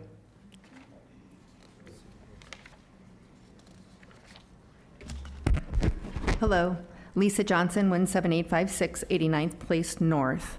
Commissioners, I urge you to deny this land use amendment because it fails both the Flu Policy 2.1G and the County Comprehensive Plan, Article 2B 7B subsection E of the Unified Land Development Code. Within Policy 2.1G, County Direction 1 speaks to protect the unique rural, residential, equestrian, and agricultural character of the acreage. This project undermines those goals by proposing high-traffic, intense uses on a uniquely small 5-acre site that directly borders homes. Inadequate buffering raises serious concerns about noise, lighting, and traffic. Most critically, with over 90% of Western residents relying on private wells, fuel tanks at this location present a significant risk of groundwater contamination. County Direction 2 requires developments that respects local characteristics and prevents sprawl. This application does neither, and the applicant provides no site-specific need for this land use change. Their reliance on Avenir and Westlake is baseless, and their claim of a commercial node is false. Surrounding uses remain residential, agricultural, or wetlands under conservation easements. This project also fails Article 2B 7B subsection E of the ULDC, which requires applicants to minimize environmental impacts. The Indian Trail Improvement District engineer found the drainage plan does not meet the county requirements for a legal positive outfall. The site also sits lower than the adjacent right-of-way and will require extensive fill, endangering native slash pines, highly vulnerable to root disturbance. Because this application fails multiple county directions outlined in the comp plan and also fails to meet Article 2B 7B subsection E of the ULDC, this application is adverse to public interest and shall not be approved. I respectfully urge you to uphold the comprehensive plan and the ULDC and deny the request. And I'd like to say thank you to the commissioners that met with me and guided us for this. Appreciate it. Have a wonderful day. Thank you, Ms. Johnson. Sir. Good morning, Mayor, Commissioners, staff. Thank you, everybody, for your help and your time today. I just first would like to say real quick. Your name and address, please. Bob Morgan, 13784 67th Street North. I'm the president of the Acreage Landowners Association. I just want to let you know real quick that these speeches that we have are for different areas of the comp plan and the flu. We are not saying the same thing, and we'd really like that you would take note of these. Commissioners, I urge you to deny this application because it fails both flu and policy 4.1-C of the comprehensive plan and Article 2.B.7.B subsection C of the Unified Land Development Code. Article 2.B.7.B subsection C requires the project to be compatible with surrounding uses. The applicant's claim that this intersection is a commercial node is false. The comprehensive plan defines a node as a cluster of similar uses. Here, surrounding properties are overwhelmingly residential, agricultural, or wetlands under conservation easements. There are no commercial land uses surrounding this site. Flu Policy 4.1-C requires the county to consider the objectives of recognized neighborhood plans and studies when reviewing land use amendments. This application is overwhelmingly inconsistent with the ANP, which was designed to protect our community's rural residential character. The site is only 5.9 acres, far below the plan's 10-acre minimum for commercial properties. The ANP explicitly prohibits gas stations on the acreage unified planning area, yet this proposal seeks 12 fuel pumps. It also conflicts with the policy W1, which prohibits changes that may contaminate well, septic, and canal systems. With thousands of residents depending on private wells, placing underground fuel tanks here poses unacceptable risk to public health. This project also disregards the Western North Lake Corridor land use study, which concluded that the commercial already approvals already exceed demand. Adding more commercial development in an area with an oversupply is irresponsible and contrary to sound planning. This application fails both Flu Policy 4.1-C and Article 2.B.7.B subsection C. This application is adverse to public interest and must be denied, please. Please consider your staff also. They know this is not acceptable for this area and our community. As we have done, we've proven we do not want commercial at this location.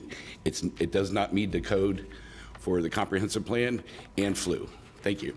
Mr. Morgan, real quick before you go. Yes. A couple questions for you. Have you ever heard me say out of my mouth that I support a gas station at this location?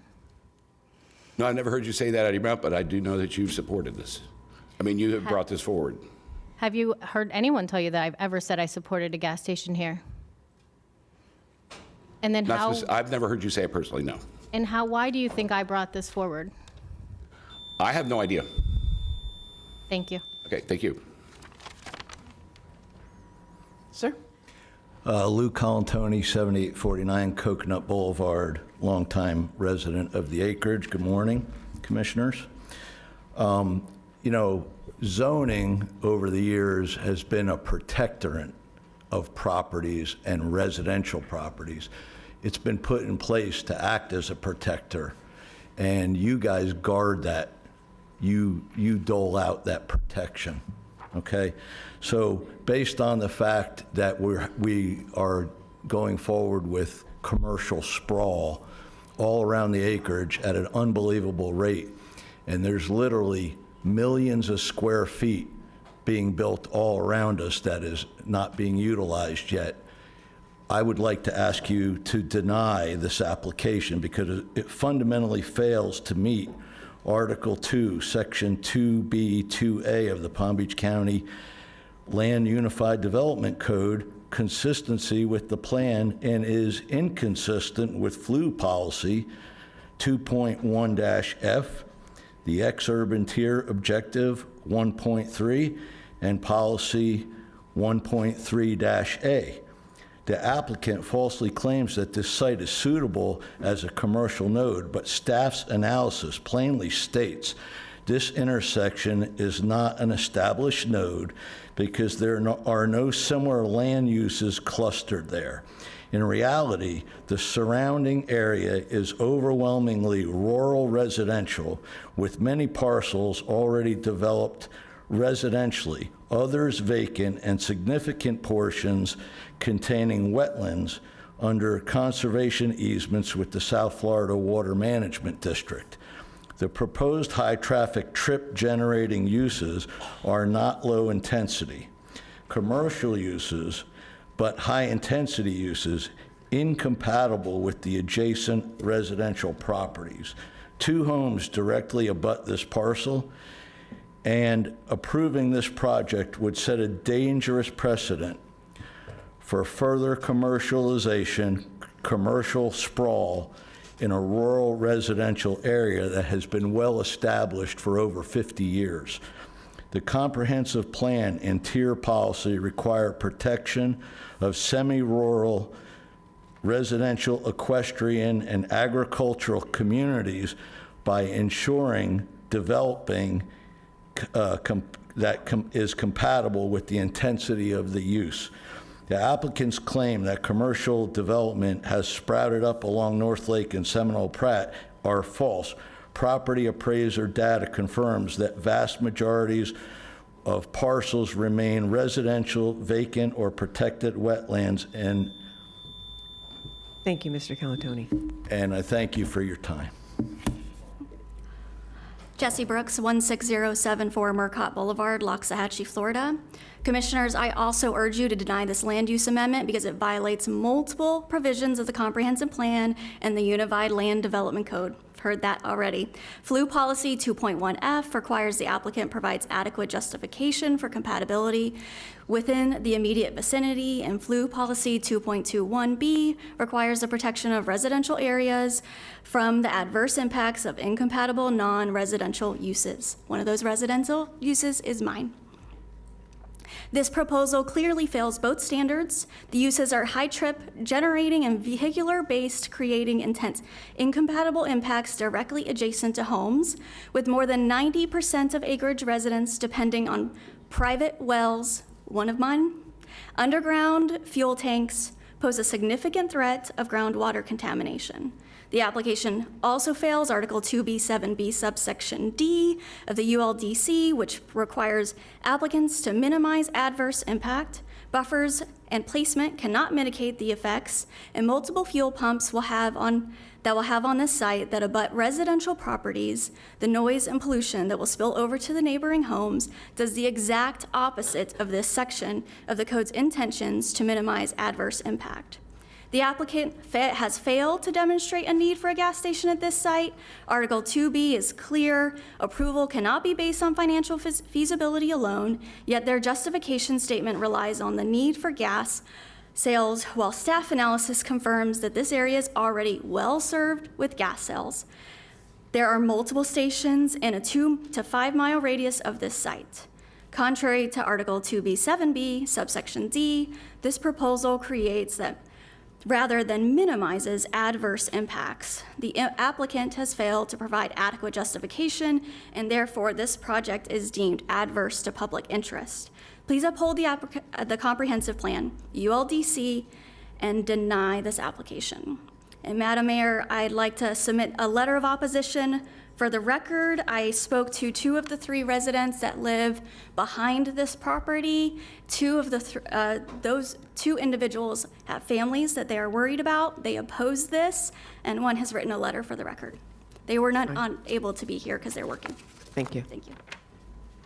Madam Mayor, may I be able to answer the question properly? That was questioned. I was blind. I'm sorry. I was kind of blindsided. I wasn't expecting a question, so I didn't have an answer. Can I just? That's all right. I think Commissioner Vice Mayor Baxter is satisfied with your answer. Thank you. Okay. We have more She cards? did say people don't want to drive 5 miles. Yes, we have 6 more cards. Naeem John also submitted his attorney's card with him, Mark Grafton, so together. It'll be 1 and 2. Yeah. Patricia Curry, Hashem Khorasani, James Shackelford, Elizabeth Accomando, Carla Bauscher.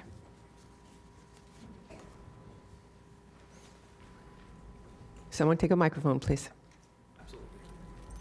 Good morning, Commissioners, Madam Mayor. James Shackelford, FS 119 for the record. Commissioners, I respectfully ask you to deny the West End Crossing MUPD application as staff has recommended. This proposal directly conflicts with our county's comprehensive plan and ex-urban tier policies, specifically objectives 1.3 and policy 1.3A, which protects the tier's character and ensures compatibility. The applicant's claim of a commercial node is false. This area is predominantly homes, vacant parcels, and protected wetlands. The application provides inadequate justification for such an intense land use change next to existing residential properties. Flu Policy 2.1F requires compatibility, and Flu Policy 2.21B mandates protecting residential areas from harmful, incompatible, non-residential development, both of which are violated here. Furthermore, Flu Policy 4.1C requires consideration of neighborhood plans and studies.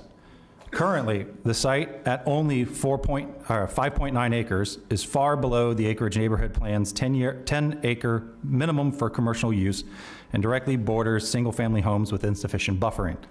This project contradicts the A&P's prohibition on gas stations and Policy W1 threatening our community's private wells and drainage systems with groundwater contamination. The Western North Lakes Corridor Study confirms an oversupply of commercial development already exists, making the approval of this project today irresponsible planning. Finally, this proposal fails Flu Policy 2.1G's livable communities and growth management principles, threatening our rural character and setting a dangerous precedent for sprawl. We urge you to uphold our plans and to protect our communities. Health and safety, outright denying this application. And since we were allowed to also address 13 on it, additionally, this application fails to meet multiple standards outlined in Article 2B, 7B of the Unified Land Development Code. First, it fails to meet Article 2B, 7B, subsection A's consistency with the plan. This application is not consistent with Flu Policy 2.1F and Flu Policy 2.21B, which protects residential areas from incompatible uses. Approval of this plan also violates Objective 1.3 and Flu Policy 1.3A by not protecting rural communities like the acreage in an ex-urban tier. Second, the proposal fails Article 2.B7B, subsection C, compatibility with surrounding uses. This site is located in the acreage, a rural community, not a commercial node. There are no similar land uses clustered in the site's vicinity. Placing 12 fuel pumps next to homes relying on private wells poses unacceptable risks of groundwater contamination to thousands of families. Furthermore, the project fails to minimize adverse impact under Article 2B7B subsection D. Its intensity with 12 pumps on a small site requiring extensive fill will send excessive noise and light directly onto adjacent homes. The ULDC states that if a request fails to meet any of these standards, it shall be deemed adverse to the public interest and should not be approved by the commission. The application fails to sir. meet multiple standards. Please deny you. the request.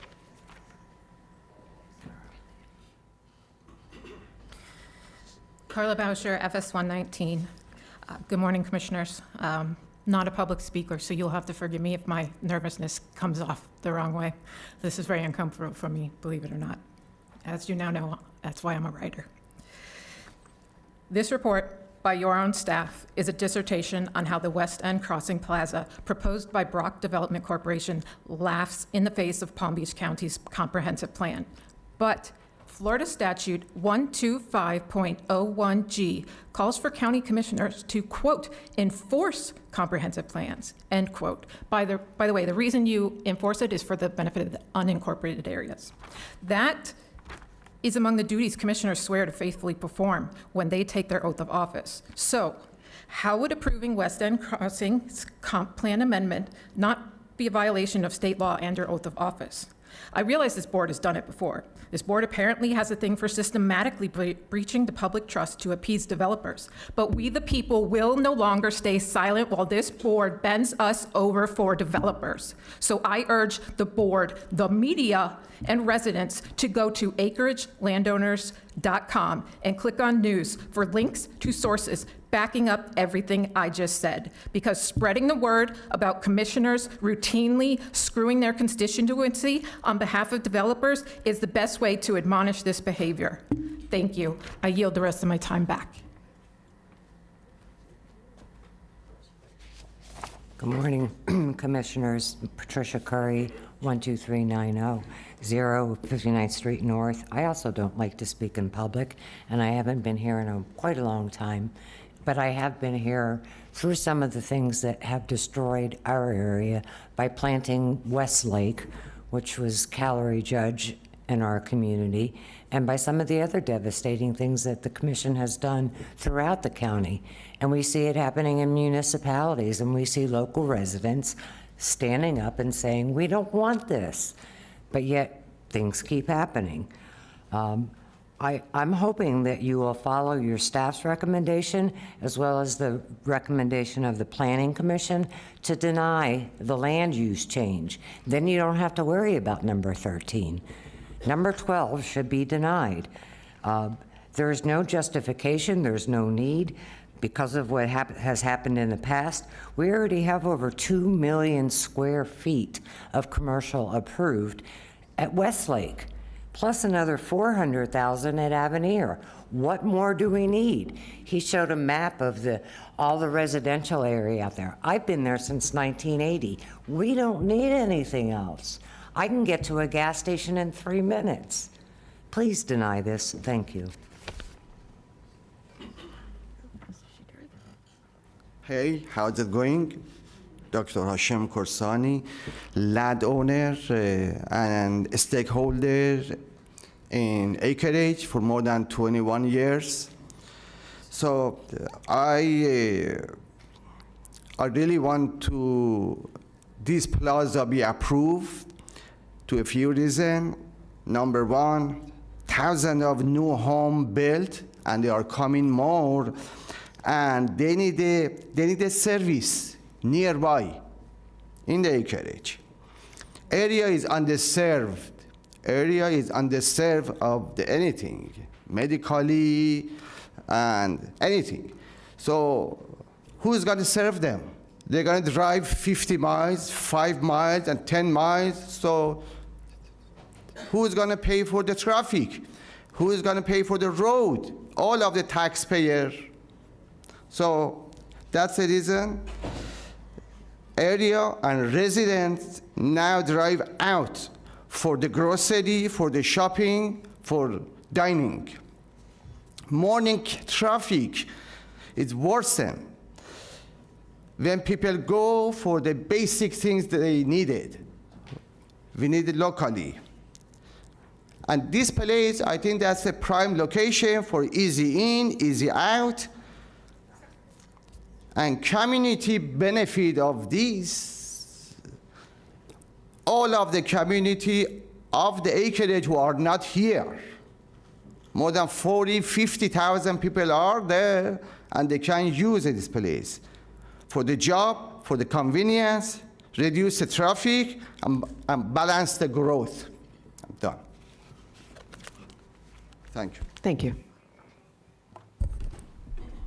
Good morning, Commissioners, Mayor, staff. Thank you very much. Elizabeth Accomando, President of Indian Trail Improvement District. Did that gentleman that just spoke need a disclosure? Are you sure? Because he owns the property across the street? Okay. Aware. So just so everyone's aware. What I didn't hear in that the amazing presentations is the drainage issue. As you know, Indian Trail has to issue a permit, but according to our district engineer, and I'm just going to read this briefly, the engineer does not believe that the project meets Palm Beach County requirements of having a legal positive outfall. The proposed outfall is into the proposed Palm Beach Lake to the east, a project that is not completely constructed. And the district engineer believes that either the county would have to modify its Indian Trail special permit. Hold on one second. Can everybody please turn off their cell phones? Thank you. Thank you.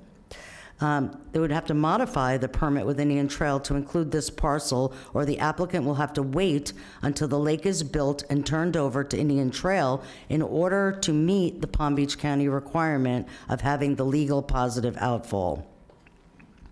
The determination, however, is the responsibility of Palm Beach County to make. The project is within the M1 drainage basin, and Indian Trail would have to accept its outfall if all Indian Trail requirements, as stated in its surface management policy, are met, which they are not at this time. The site plan does not address meeting the drainage and surface water management requirements of Indian Trail. A site plan typically does not show these details, but there are no drainage facilities depicted for the compensating storage, which this site must meet. And I will go on to read the rest. If on-site would presumably be underground water storage for drainage, these systems are very costly, and off-site storage is also possible, but also very costly. That meaning he would have to buy another lot and pipe that water onto that lot somewhere. Indian Trail has finalized its comments, but comments are not issues. Comments allowed in the DRO process that we are a part of are to proceed, and issues stop the process until resolved. Subsequently, the applicant's representative stated that at a public meeting, they could connect to an Indian Trail canal on the north side of North Lake. Please note there are no existing easements currently to make this connection allowable. Obviously, we're not going to comment on the traffic, as that is not part of it. This should be in your packet. And please consider this before you approve this, because if you approve, I understand, but if you approve this and it comes back to us and we can't approve it, so then we're the bad guys, so please don't do that to us. Thank you.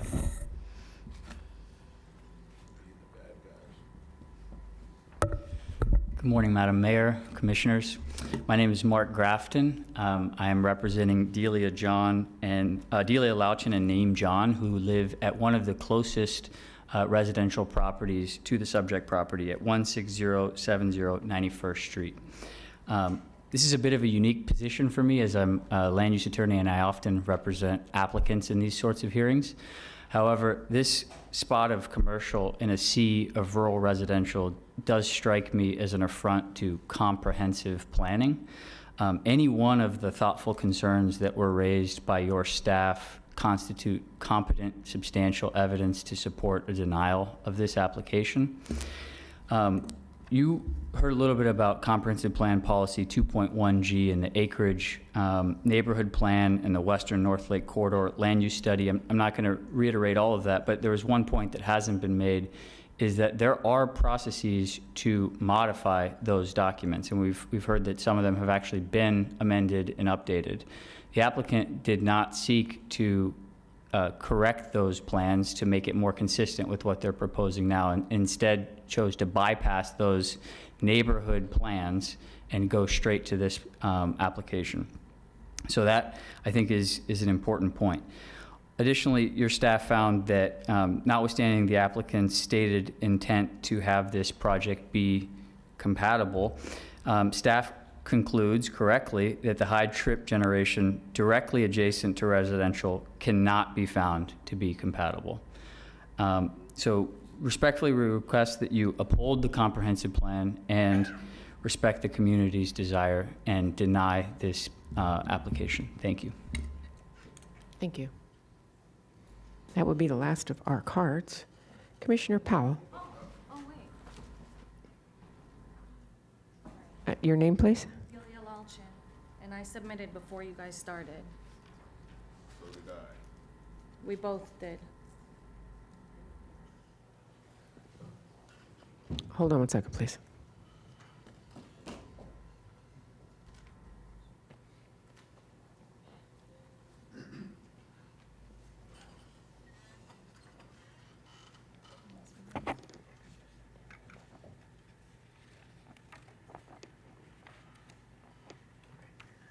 These are the ones you couldn't find. You didn't know. Okay, that's fine. Delia, and what was your name, sir?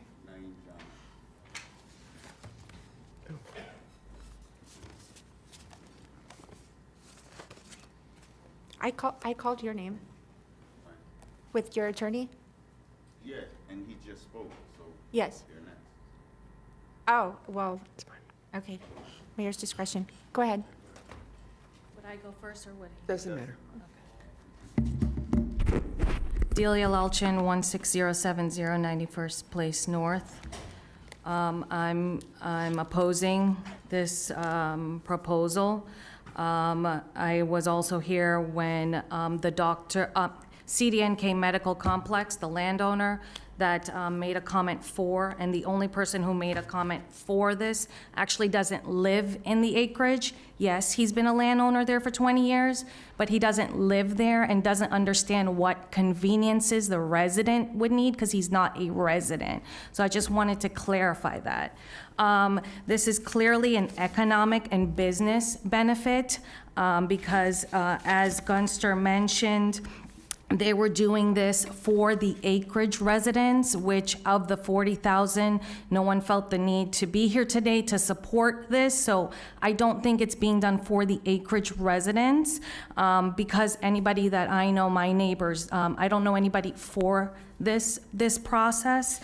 It will not be community serving, in my opinion, only because we made a conscious effort, we meaning the residents of the acreage, to move somewhere based on what's already established, based on the plan that's already made, not for anything that we propose would be developed in the future. We're all going out there and making a conscious financial decision not to gain economics, like some of these commercial developers, but to have a home, peace, sanity for not only just our family, but for my 3 kids and for hopefully one day their children. So it's very important that I highlight that.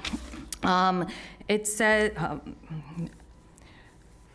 one second, sorry, I have a lot to say. There's significant changes outside the acreage. Okay, showed commercial node, okay. I urge you to exercise sound judgment grounded in the current law and the best interests of the taxpayers and the residents of the community. May God grant you the discernment to make the decision truly what serves the public good and to protect our homes. Some things just are not meant to be altered. There were many comments about the outdated verbiage in the comprehensive plan, but my husband and I made a conscious decision to move there based on the plan that was written when it was written. And there's a lot of documents and law in place to this day that have not been changed for hundreds and even thousands of years. So I would like you to consider that, and also everybody here's, it's stating the law, but we are all very emotional and passionate about saving our homes and our investments and everything that we work hard to protect. Thank you. Thank you.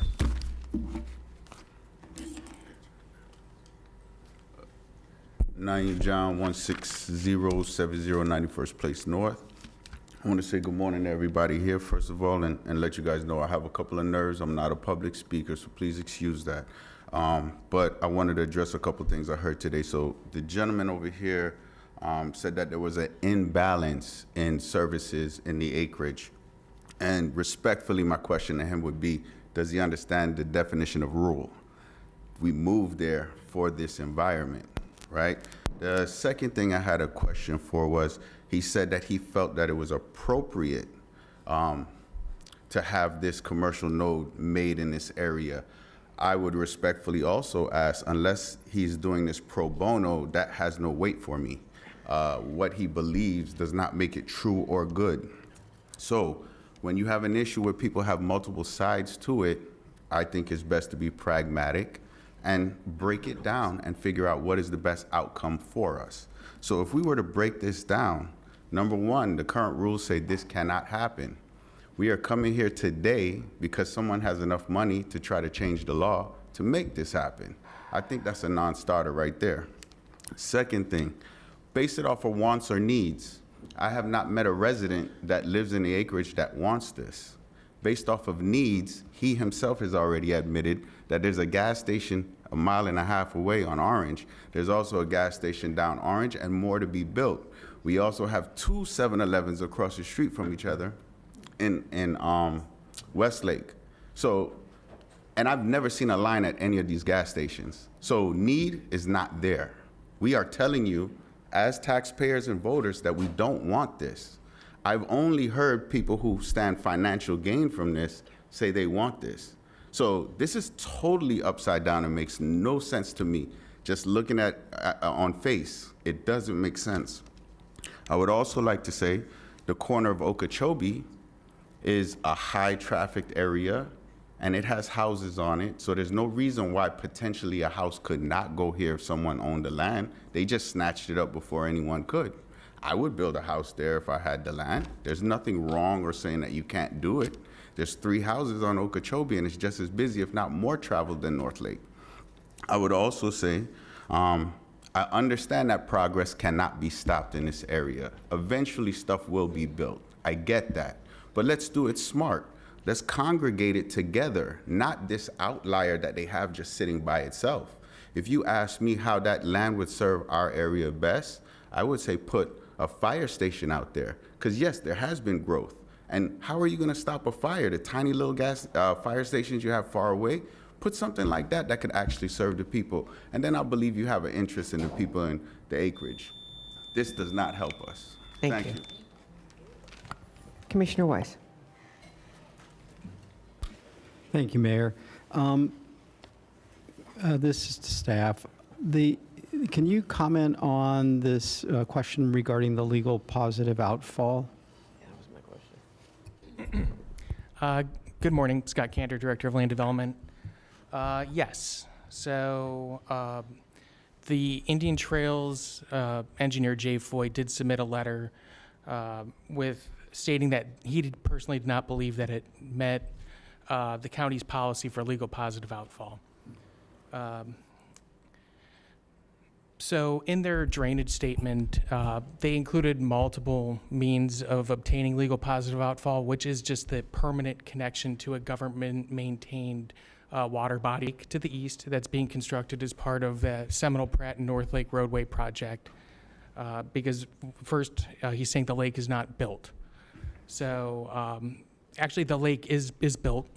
The entire project is not complete. It's a pretty long project that's anticipated to be done by the middle of next year. Scott, could you speak up a little bit? Oh, sure.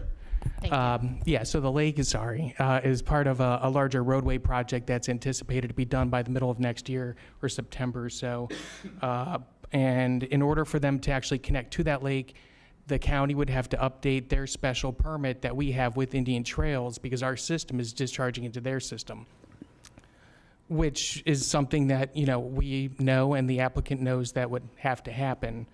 I also wanted to add that in his letter, he said the project is within the M1 drainage basin and ITID would accept its outfall if all ITID requirements as stated in the surface water management policy are met.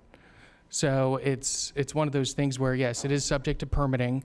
All legal positive outfall for every project that comes before you is subject to permitting. So this is no different than any other project. And if they don't wish to go to that lake, we do have a condition, engineering condition 5 in Exhibit C1, that states that the property owner at their expense shall construct the stormwater management system from their site to a point of legal positive outfall. If they choose to go to maybe a different canal within the acreage, or possibly, a catch basin or an inlet for a county road drainage system that is not adjacent to the site. So we acknowledge what he's saying. It's just we don't really agree with it, and it's also covered by conditions of approval. So I just want to ask you or not ask you to clarify, but in summarizing what you've just said, that in the conditions, this project couldn't move forward unless they're able to obtain positive legal outfall. Correct. Is that accurate? Yes, at their expense. At their expense. And if they were to have to run pipes miles away? 600 feet, maybe. It's not miles. But yeah, if they were to have to construct a stormwater system from their site to a point of legal positive outfall, they would have to do that. Would there be anything that would stop them from being able, provided they're willing to pay the expense to make that connection? Is there anything? No, even Mr. Foy said that ITID would accept the outfall if it was to meet all of the ITID requirements as stated in the surface water management policy. And it's the same with us. We have standards to accept roadway drainage, and if someone meets those standards, we would permit that. Okay. All right. That's my only question right now. Thank you. Commissioner Powell. Thank you, Madam Mayor. Thank you, Madam Mayor. And I think Commissioner Wise got to some of the questions that I had with regard to drainage. And I have the drainage statement pulled up. Just for clarification, Scott, if the site is constructed and they have to do the curbing and the piping and everything that's involved, it also talks in this drainage statement about the completion of North Lake Boulevard. How does that impact legal positive outfall and facilities that the county has in terms of inside of North Lake Boulevard? Yes. So, as part of the North Lake Boulevard project, we construct a drainage system, and that handles the roadway drainage. But there would be an ability for this project to connect, to that roadway drainage system. There are additional requirements when connecting to county road drainage because our priority is to drain the roads and not the adjacent property. So they would have to have additional on-site storage if they were to connect to that road. Thank you. I don't know if this question should be for staff or for the applicant, but there are several citizens who spoke earlier with regard to the tanks the gas tanks or the fuel tanks being installed. I do understand that our code, and I believe the state statute, requires double tanks to prevent any leakage. Can someone explain to me how exactly that works? What happens if there's a leak through the first tank? And what happens if there's a leak through both tanks? Is there some kind of alarm that signal? How do we find out? Is it monitored?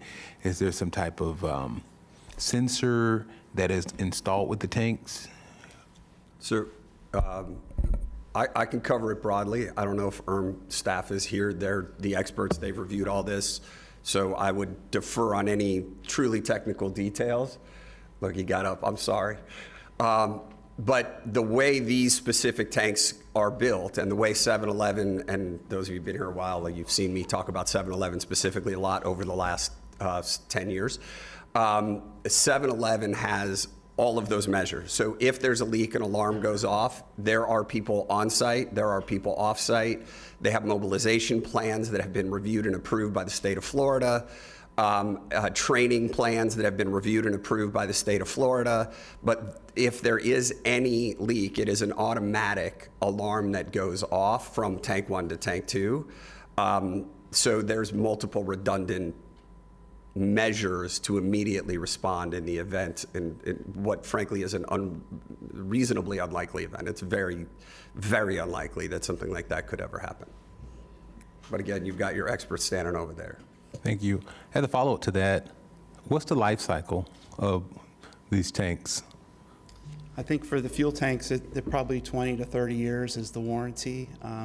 A lot of the equipment, the piping and spill buckets. Patrick Willie, Palm Beach County ERM, for the record.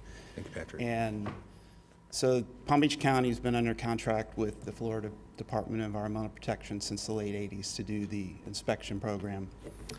And we do the inspections about once every 2 years for all facilities in Palm Beach County. So if this were to go through, we would do an inspection during the installation, and then about every 2 years thereafter, we would be out to do a comprehensive inspection of the tanks, piping, and the monitoring systems. Thank you, Patrick. The other thing is, for Hold on 1 second. Could you please say your name again and what department you are with the county? Patrick Willie, Palm Beach County Environmental Resources Management. Thank you. Commissioner Powell, sorry. Thank you for that. And this is probably not for you, Patrick, but the other thing I have a question on is just back to staff in terms of our recommendation, or in terms of staff recommendation. In consideration of the recommendation, it took into account maybe I'm wrong, there's the idea that a commercial property has to be 10 acres. I know for an MUPD it has to be 5 acres. Was there any consideration with regard to the off-site drainage not being located on the parcel? So our the drainage, of course, would be either to the east or to into North Lake to figure that out. Was that considered in terms of the size? Because I know the area, the acreage neighborhood plan indicates that 10 acres is what should be there. Was that a consideration in staff's recommendation? Well, I just wanted to clarify that, the site drainage itself for this parcel will be self-contained within the site itself. Okay, thank you. Thank you for that, Scott. I don't think I have any further questions.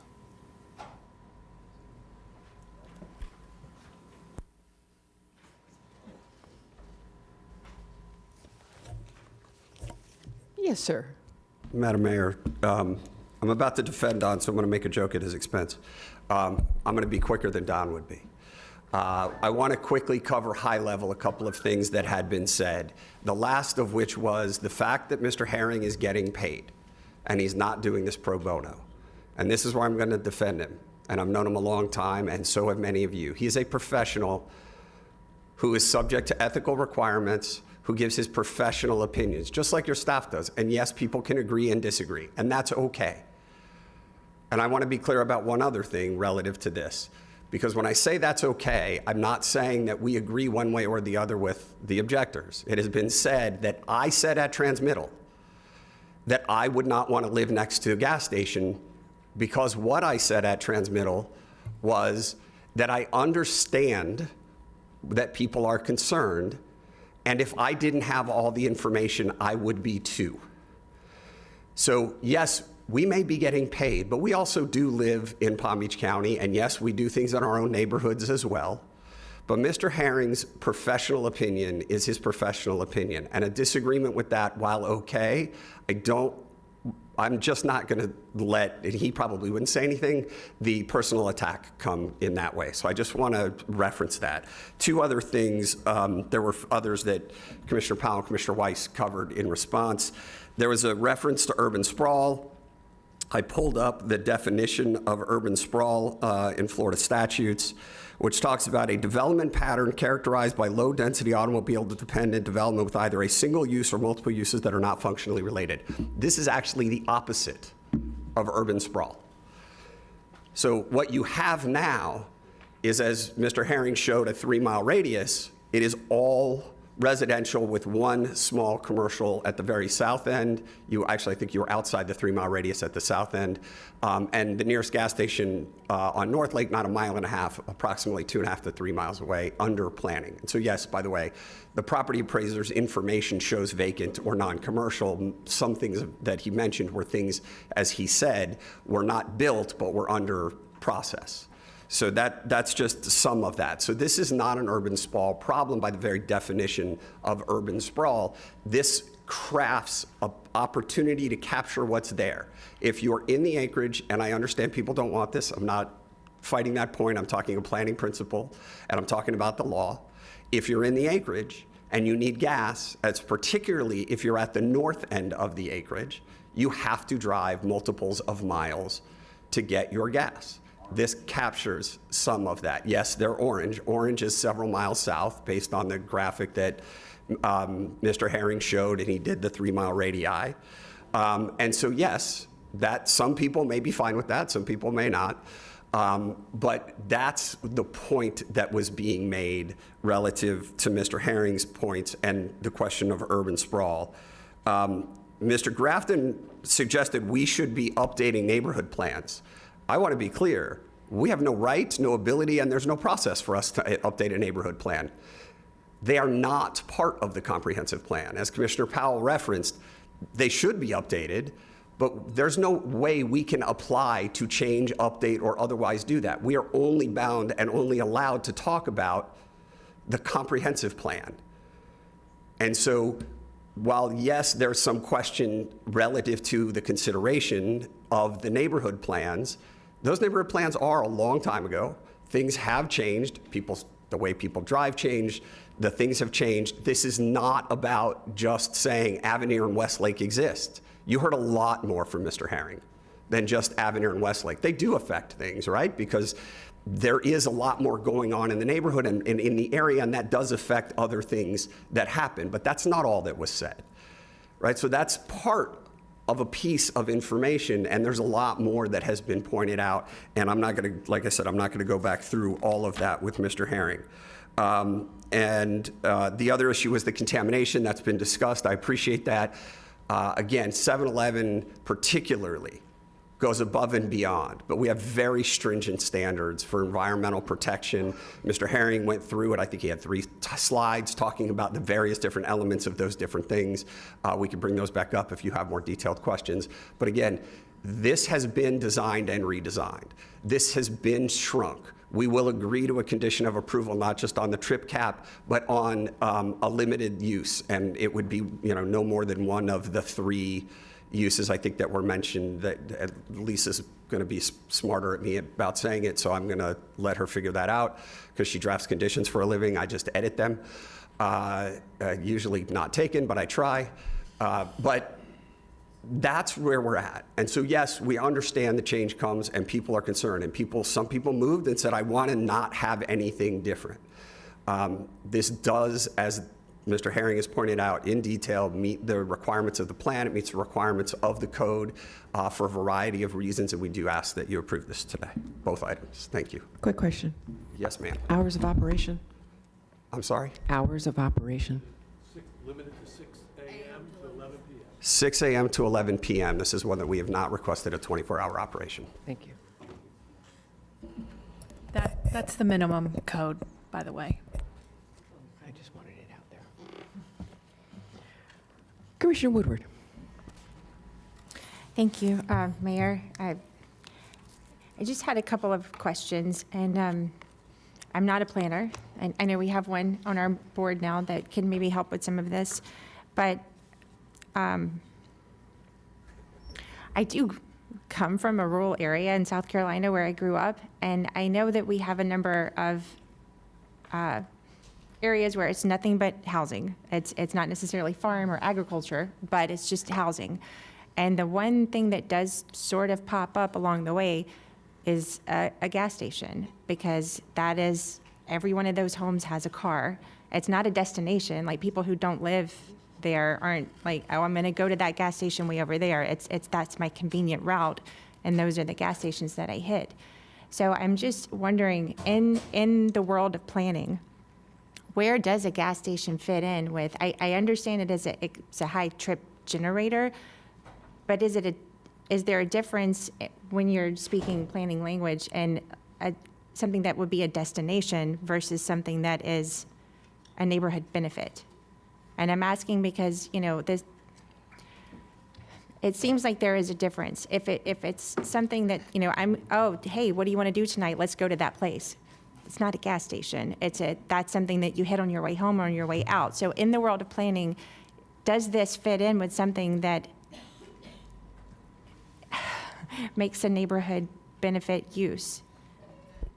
In the realm of planning and zoning, because this is like a general concept, I know myself, coming from Connecticut, there are small gas stations surrounded by houses, but often those houses are on larger lots than the 1.25 acre lot. And typically and I'm thinking of the one in Micanopy that I just had lunch at 2 weekends ago, and that's surrounded by houses. So, it's not unheard of to have a gas station in truly rural areas just there with, maybe some food. In a planning arena and a zoning arena, and it is not unheard of. Do we account for that or is that accounted for in the neighborhood plan which granted, pushing 20 years ago, but, just as far as when we're looking at rural and ex-urban, where do these things fit in? The neighborhood plan wanted 10 acres because typically our suburban-esque shopping centers have a gas station on the hard corner, and the 10 acres allows the wrapping around that property. If you could think of the corner of Lake Worth Road and 441, there's a gas station on the hard corner, and then there's a retail strip plaza around it, and that adds like a transition from your high activity use to a moderate trip generating use to the residential. And I guess that was the vision at the time when they did in the mid-90s, when we were doing neighborhood plans and we did the acreage neighborhood plan. That was part of the concept, that we are going to have enough land area for the drainage and the circulation. Also, the time that the acreage neighborhood plan was done, there was something called the Grove Market. That was a 9.9 acre parcel, which is now, I think, Aldi's in Westlake, but at the time, it was in the middle of Callery Judge Groves, and it was a little, it was Winn-Dixie at the time, and that had gas sales, and it was, again, wrapped around by a non-residential development. So, I guess in this particular instance, if they did have a 10 acres, it would have a larger radius and impact on surrounding properties. Is there consideration for location, whether, if it's mid-block or corners preferred? Are any of those part of this plan as well? Well, and sorry to speak for planning, but Well, The whoever's. comprehensive plan commercial location criteria has been revised on multiple occasions over the years. At one point, this intersection didn't qualify for commercial when it was at a T, what's called a T intersection, because the road kind of ends. Bryce might have more of the background on me on when that changed over the years. But it does meet the location requirements to be able to ask for commercial low. That's something that it does check the box. And when we put the policies in the plan, we didn't put a 10-acre minimum in there. We did say it just qualifies to ask, and then brings us to where we are today. And anything you want to add, Bryce, on the commercial location policies?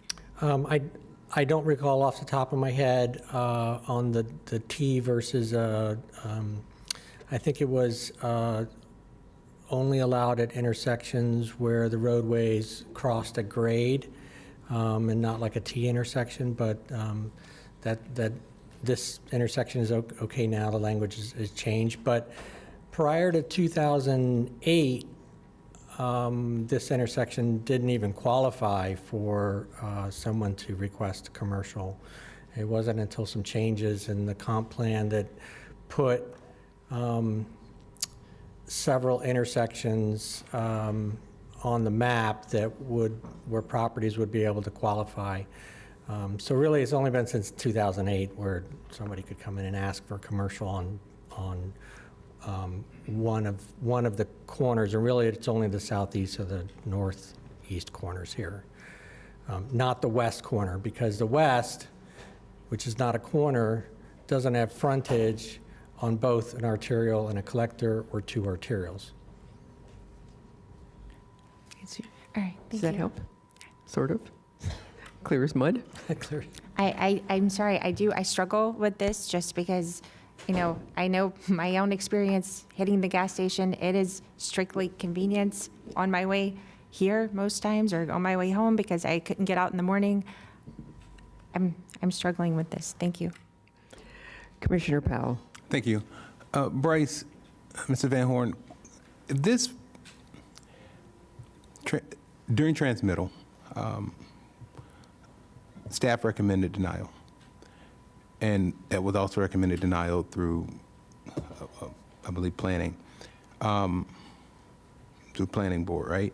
The question I have is, with the amendments, barring this is going concurrently with the site plan, or if the applicant had adjusted and made concessions, including the condition of minimizing the number of trips prior to the previous, I guess what I'm trying to say is, if there were conditions made prior to today, would staff, and maybe this is not something you would know, was that taken into consideration during the original staff analysis and original recommendation by staff? It's hard to speculate, but Right. I think if the applicant had proposed their future land use amendment in that application,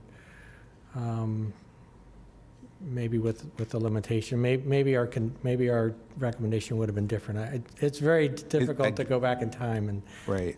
and tell, but they didn't. That's not what they proposed. Right, and I get it. So we're looking at what's in front of us today, and I know that's a very difficult question because you can't go back and review what wasn't there at the time. And even now, what we have in front of us is not what was proposed or originally proposed. So the challenge for me is, I know that there's a recommendation by staff, and I know there's been some concessions made by the applicant. In addition to that, from a professional standpoint, I do respect the concessions that have been made. I do also understand the point of the residents who live in that particular area.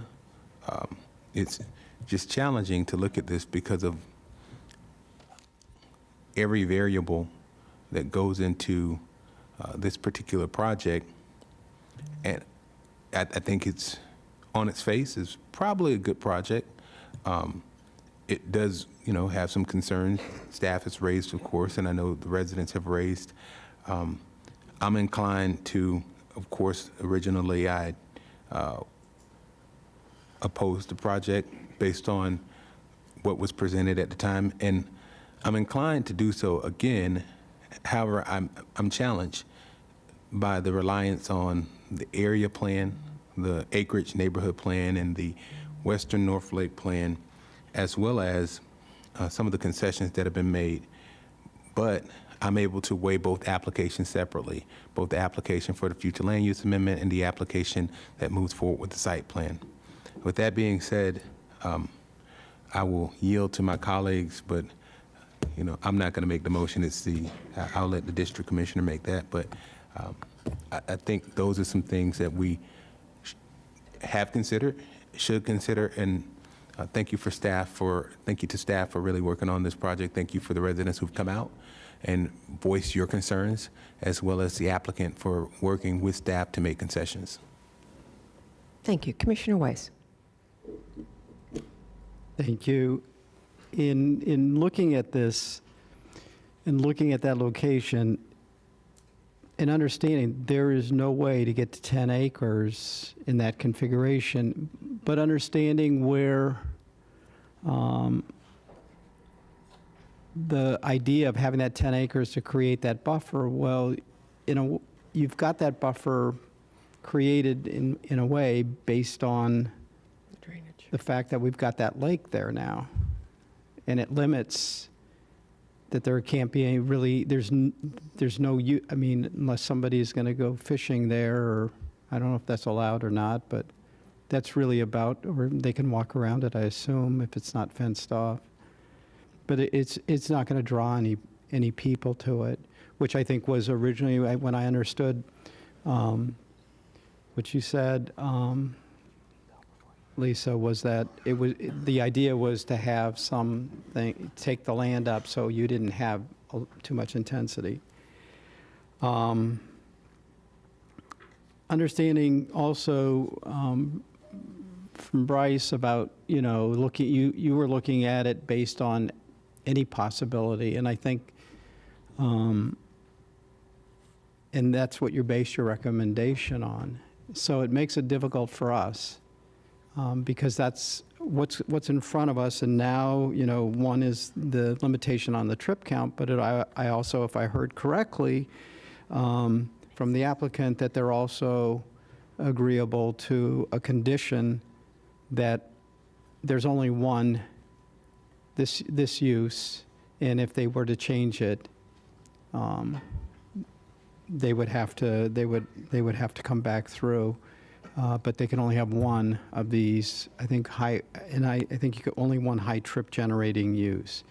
And I agree with my colleague, Commissioner Woodward. I don't think gas stations in and of themselves, getting fuel is something people go to do out of Non-necessity. just to go do it. Except in the case, I think, in preparation of a hurricane where people are all topping off their tanks. But other than that, and I'm not so certain. I know there's a lot of controversy about how we power our vehicles in the future, but I don't see the future of vehicles being powered by fossil fuels, because there's a finite supply. At some point, we can't keep doing, we're not going to be able to power vehicles this way. And I think people will be getting vehicles and if they're electric, they'll be able to refuel them at their homes. And I think the whole need. The convenience store piece, I guess, can be a draw. But I don't see people coming in from out of the area to go to a convenience store either. I do believe they're neighborhood serving. You're going to be in that area if you're going to go there. You'll already be there. It's not going to be a draw. So it's very difficult, because I also hear the neighbors, and I'm also very concerned about them being on well water and the potential for any kind of impact to that. So this is a challenging case, but I certainly believe that that corner does qualify and should be a commercial low. And I know we heard from a resident who suggested maybe a single-family home. I just don't see at that busy intersection somebody wanting to build a single-family home there. And that's what it is that's the current land use. That's currently what's allowed there. So it has to change to something. Expecting a property owner to build a home there it's no longer reasonable. So I am conflicted, and I'm waiting to hear what the rest of my colleagues have to say. Commissioner Sacks. Thank you, Mayor. This has really been a great discussion, and I've enjoyed all the work that the applicant has done. You've really done a noble job, and as well as our staff. But I think I'm not a planner. I'm just a commissioner. Government shouldn't tell people what they should have in their neighborhood unless it's a fire station or law enforcement. If the people don't want something, I think that goes very highly towards checking the box. And it appears to me that the folks who live in this area don't want it. So, I mean, I love 7-Elevens, but if they don't want a 7-Eleven, it's not up to us to tell them that they must have a 7-Eleven in their neighborhood. It's up to us as government to tell people if they need a school or if they need a fire station. But I think this conversation is really about what the rights of people have. And we created this neighborhood. I wasn't here, but I guess the Board of County Commissioners created it. And we should certainly honor the rights of the people who now populate the area that we created. So that's where I'm at on this issue. Thank you. Thank you. No. I grew up in a very small community in Connecticut, like Lisa, and on acres of one or more. And there was a neighborhood gas station that you had to pass going in and pass coming out. And then there was also a little tiny shopping center where we got the best meat on the planet. Sorry for all those vegetarians or vegans in the room. I'm a carnivore, will always be. And also it had a hair salon, and it had services, and it had a restaurant, and it was used by the neighborhood. It wasn't used by folks that were coming from someplace else. So it was a convenience, a local convenience for the neighborhood.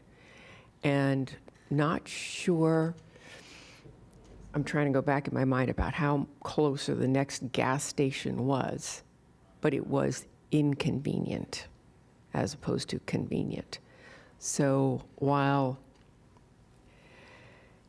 the acreage neighborhood plan is a little bit dated, I believe that with the growth that we've had in the area and the growth of the acreage, which, someone please tell me what the population of the acreage is these days. 43,000. Okay, 40 some odd thousand. I don't believe that having a gas station and a convenience store on this corner is detrimental to the community. With that, I have one more light on, and that would be Vice Mayor Baxter. Thank you, Madam Mayor. Thank you, staff, for all the information.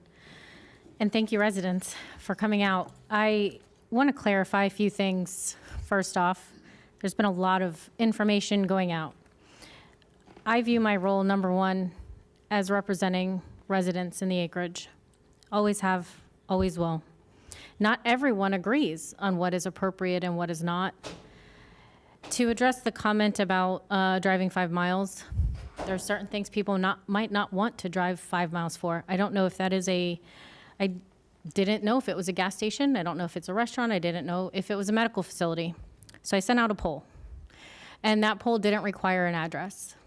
Somebody took that poll and sent it to a bunch of more people, and those addresses were not in our area, which is why I sent out a second poll requiring an address. I want to make sure that the people who are having a voice in what we're voting on today live in the area and are affected by this decision. That was the entire reason. There was no other reason. Also, some residents do live closer to services, some don't. I wanted to see who was around this particular area, who wanted it and who didn't. There was a overwhelming majority of people that said no. I am not here to tell them what they want or don't want. I'm here to collect information and fight for them and vote accordingly. There were people, it wasn't a 0 on the yes. There were people in the area, over 20, that wanted this. But again, there was a lot more that did not. So again, it is my job to represent them and what they want. So with that being said, ultimately, whether it's appropriate and logical for our area, and regardless of what anyone says, it's what the residents want. They don't want this. And so I am not supporting this today. And that's all I'm going to say on the matter. Thank you.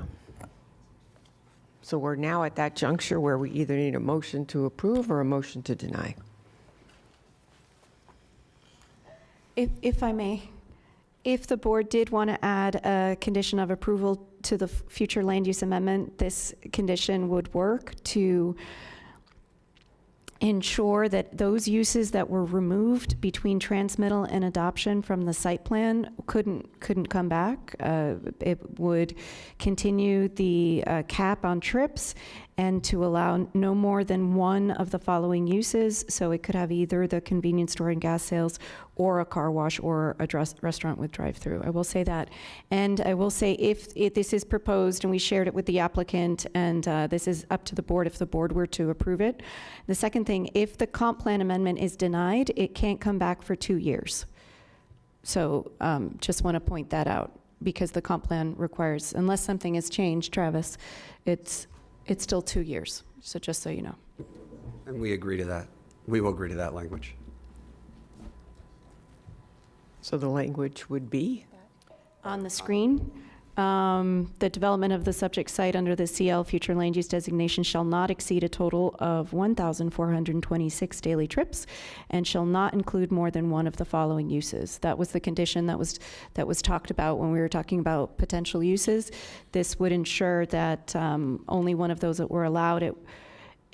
The site plan right now proposes a convenience store with gas sales, medical office, and retail, but this would allow flexibility for the medical office to be a professional office or the retail instead to be a restaurant kind of thing, but would still have some level of limiting the uses. But if there's a convenience store with gas and fuel sales, that would be the one. There would not be a car wash, and nor would there be a restaurant with drive-through. Right, unless they came through the zoning process later, and they wanted to say, oh, we changed our mind, we don't want a gas station, then they could have the restaurant with drive-through. But it wouldn't. This condition would stop them from applying for, in the future, adding in a restaurant with drive-through, adding in the car wash that they just took off between transmittal. So that's the concept behind it. Thank you. Any more questions? I had, are there any other uses of commercial low that we should be concerned about? There's a lot of uses that are shown on this slide. Vehicle sales and rental, self-storage. Typically, they need a lot more square footage. A financial institution, no one does those really freestanding anymore. Vehicle sales, repair, potentially could be a concern, but most of the other uses aren't as, I think, well, other than cocktail lounge, which is kind of a bar. Other than that, this is all of the uses for the board to consider if you wanted to not allow any of those uses. That's the list right there of everything that could come back.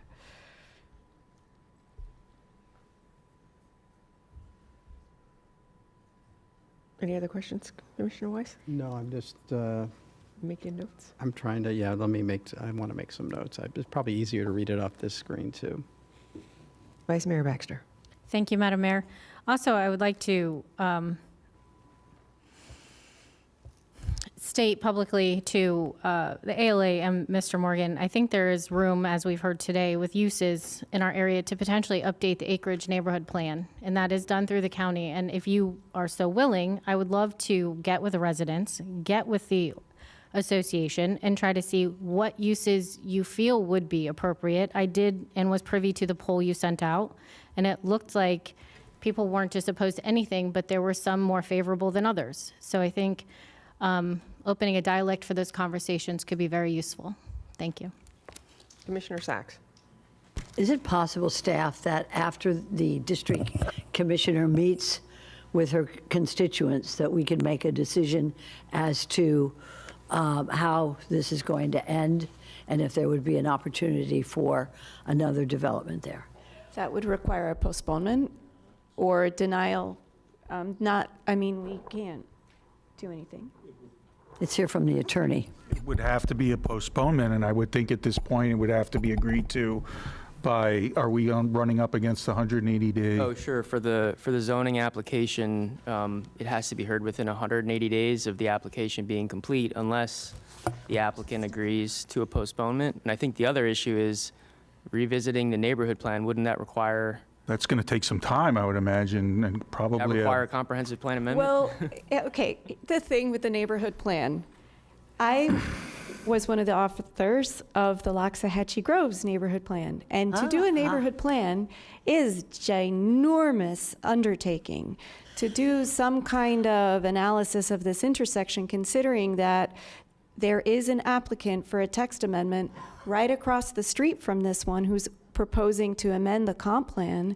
I mean, you wouldn't necessarily have to do a full-blown neighborhood plan update with the amount of level, but I mean, it could warrant having a dialogue at this intersection, considering that what does Mo call it, a hot right? And on the, considering this particular corridor, there could be a narrowly focused discussion with the district commissioner and the interested parties in this kind of vicinity that wouldn't take the acreage neighborhood plan, I think, took 3 years, but that was before computers kind of thing. So, there could be a postponement. If it falls in within Stephanie's deadline. So we would be running up against the 180-day requirement for adoption with the comp plan to meet Florida statutes, but that's kind of an easy fix. As long as the applicant agrees, we would send a letter to the state letting them know that the deadline's being extended, and we would also notify anyone who provided comment related to the project. I'd leave that up to the district commissioner. I'll defer to her in terms of how she wants this scheduled. Regardless of this vote today, I want to work on updating our acreage neighborhood plan with the residents. But I think I've stated how I feel about this as of today's meeting. So I guess we just need a motion. So the 180-day issue on the zoning application is an easy question legally. The comp plan is a little less so because what is now the Department of Commerce, a year or so ago when they were still DEO, rejected a comprehensive plan amendment in Miami-Dade County on the 180 days, even though there was apparently some agreement with the landowners. So we would have some concern about that timing. I don't know it all off the top of my head. I looked at it when it happened, and I don't remember it in detail. But I'm a little concerned that if DEO didn't accept it, it would be deemed denied and we'd be sitting here for 2 years. If with the conditions of approval with the limitations, which resolves the comp plan issues, we could at least get that done, then I would be less concerned about the extension on the zoning, if that makes sense. And I'm sorry, Stephanie, what did, and Brian, what was the 180 limit right now? So between transmittal and adoption, you've got a limited period. Is it transmittal and adoption, right? There we go. So It's when we receive comments from the state, and that date is September 8th or 9th is that 180 days. So we are very close. We can't even get a month? Well, we can request an extension through the state. Yes, for another 180 days. I hear that. I'm concerned that that didn't happen and someone lost their, and it was deemed denied. And because that would put us off for 2 years, that's a risk we unfortunately can't take, right? Because I just, had I never seen that letter from DEO, I might be standing here differently, but it causes me too much concern that I have a 2-year stop in that circumstance. It's too big of a risk at that point. Again, the zoning is a different point. We could talk but if we want to separate 12 and 13, I can't agree to the extension if we're that close and we don't know what DEO is going to do, or sorry, Commerce is going to do. Commissioner Weiss. Thank you.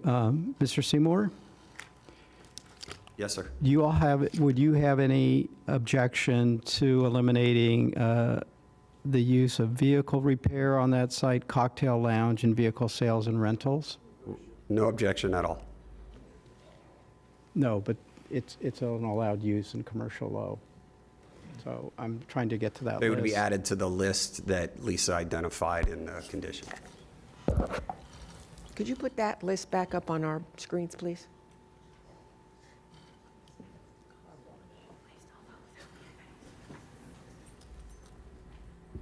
And I'm sorry, vehicle repair? Vehicle sales and vehicle repair. And then cocktail lounge.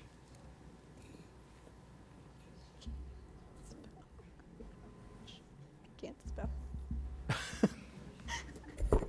And I think the specific use for the vehicle repairs, repair and maintenance?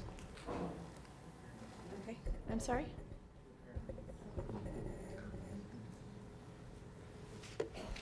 Yes, good. Oh, I'm sorry.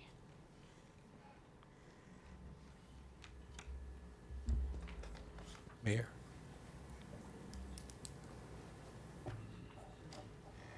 Commissioner Weiss, do you have any more questions? Not right now. Commissioner Flores and then Commissioner Powell. Okay, So- Stephanie made a point, I'm sorry, Commissioner Flores. Stephanie just made a point about the condition. Were you asking to prohibit it or to say it's only allowed as one of the only one at a times? Prohibit it. Yeah, so I think it would need, so it would be rewritten a little. I misunderstood it too, so it would, restaurant drive-through, the following uses, yeah, something that are prohibited. Thank you. Like that? Sorry. Mr. Stone? I have a resident who has a point of order. Such a thing? The point of order is for the Just members us. of the board. Point of inquiry, not point of order. Please sit down, sir. Okay. Thank you. Commissioner Flores.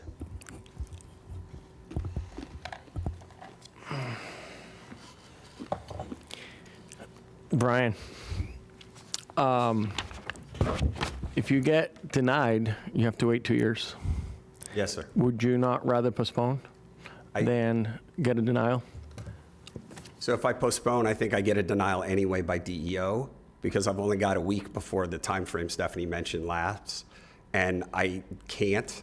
And so if we need to postpone the zoning to talk about the details, because I think to the mayor's point, it was the uses, not the commercial low land use, particularly with these restrictions that sort of changed the dynamic.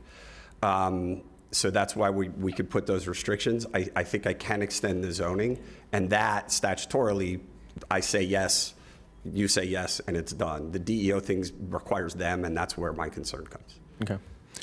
I do want to, sir, the guy from, The resident. what was your comment? Your point of, come to the mic, please. Yeah, just state your name and address for the record and just. James Shackelford, FS 119 for the address. I'm within the immediate vicinity of it. I just had an understanding that if the land use gets changed at this location, that the T, all of it is then changed in that nature. So all commercial low would then be accessible at that end? And just for staff, was there ever I guess, because we made mention about the driving and the distances that we've had, the Orange and Seminole Pratt, was that not designated as the commercial low for that vicinity and that area specifically? I'm just trying to get clarification with what's been discussed. Would you mind answering that real quick? Yeah. Thank you, sir. Thank you. The questions about the other sites? The sites at the T, so if this were to move forward with the land use adjustment, if that would then expose the other sites so that the east and the north side to then Oh, okay. also have that change. Okay. And if there was any ever discussion, because I've lived in Loxahatchee for 25 years, it's just a matter of understanding with staffing if the commercial low was ever truly designated as being only the commercial low at Orange and Seminole Pratt, which is what we currently have. And I've just heard some of the commissioners make mention about that traversing and driving that some distance for your local. Okay, if Stephanie can come to the mic. And Stephanie, two things. One, this is the only corner right now that qualifies for commercial low, is that correct? The north and south sides, yes. Oh, okay. West, yeah. So the north and south sides currently qualify in the comp plan to ask for commercial low. If this is approved, it won't change the fact that the property owner across from Seminole Pratt Whitney has to do a private text amendment, or he's currently doing a private text amendment. So, you know, that comp plan change won't occur. But something else to think about, so the options for the board could include today, the applicant is not interested in postponement, but theoretically, a second transmittal to the state would alleviate the 180 limit, and then the board could also decide, if it's denied today, to waive the 2-year, right, Stephanie? Yeah, the board could waive the 2-year Prohibition. pause of of application process. And that has happened before. Hunter's Crossing was denied, came back requesting kind of reconsideration of the 2-year pause. So, Brian, I'm looking at the statute for the On DEO? Yeah, on the change, on the delay of the postponement of the comp plan item. And the way I'm reading it is, it says, so if the local government fails within 180 days after receipt of agency comments to hold the second public hearing and to adopt the comprehensive plan amendments, the amendments are deemed withdrawn unless extended by agreement with notice to the state land planning agency and any affected person. So it doesn't seem like the state land planning agency has any discretion as long as we agree to the 180 days. I agree with that, except that they didn't, and there was a lawsuit pending in Miami-Dade County. That's my only concern, is that I happen to know that there was another circumstance where that had happened, which is a problem. Well, we've done it in the past. I don't think we've ever had any issue with it before, so. I can appreciate that. So, assuming that, what are we talking about? Because we can't do, I think Lisa made the point, we can't do an update to the neighborhood plan. We can't make a bunch of change on that. We've agreed to restrictions and limitations. So Okay. what would we be? I'm taking back my time, if I may. I am with the district commissioner on this. I am with Commissioner Sachs on this. And I think that if we're going to do something here, I was one of the ones that voted to transmit this in the first place. I can't wholeheartedly do that right now when you have a whole association and a whole community who is not a part of this. And we're not making one small change. We're making a lot of changes. So I am of the mindset that the district commissioner meets with this group and then they proceed forward on what they want in this property. And if we can get there in 180 days to 365 days, so be it. But where I'm at right now, I am not going to proceed forward. Darren, you said withdrawn or denied? You read that again? Okay. So if the local government fails within 180 days after receipt of agency comments to hold the second public hearing and to adopt the comprehensive plan amendment, the amendments are deemed withdrawn unless extended by agreement with notice to the state land planning agency. So it would be withdrawn as opposed to denied, so you would, the two-year limitation wouldn't apply. But we're going to have an agreement. We're going to notify the state. I guess we've got to notify affected, the people that provided comments. So.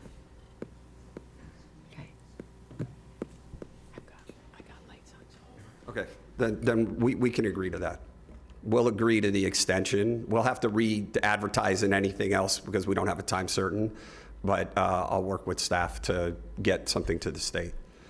All right, so I have 3 more lights on, which would be Commissioner Powell, then Commissioner Sachs, then Commissioner Weiss.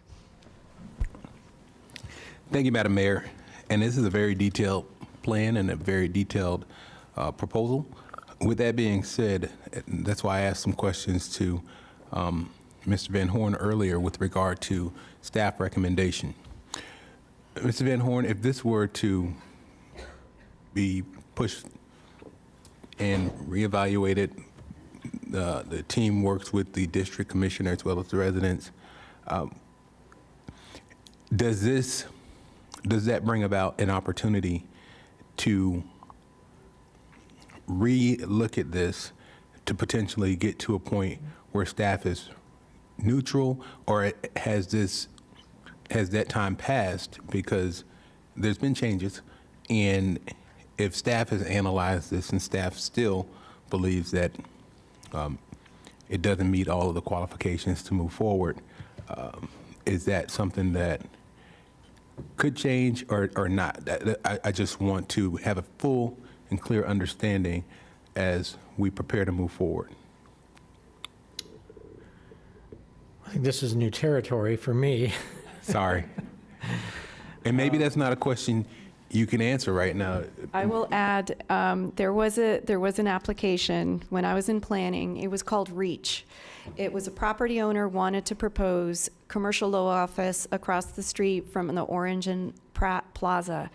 And we had gone to the board with the transmittal, not the transmittal, the initiation, and we said, hey, we can't just look at this property owner in a vacuum. We should look at the strip.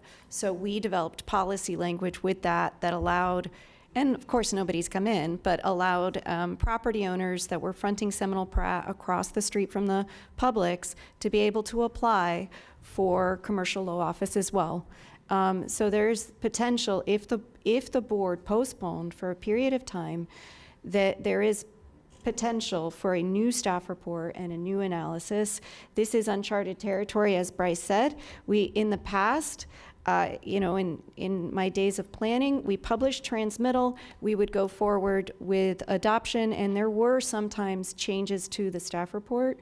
In this particular instance, if it had a 6-month postponement and kind of a revisit of the staff report considering other things, there's potentially, I can't speak for planning, but it's uncharted territory, but there have been instances in the past where changes resulted in changes.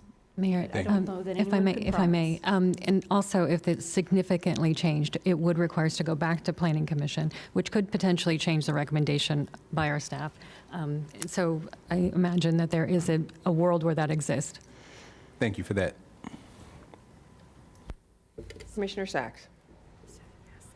Well, it seems to me that we have projects for y'all to do. And I hope that we can help you do it. But I think that this is an item that's been listed on our agenda, and I'm ready to deny or approve at this time. But in the meantime, I would like to see our good applicant work with staff as well as anybody else here. We have some other issues on the agenda that may have some policy changes.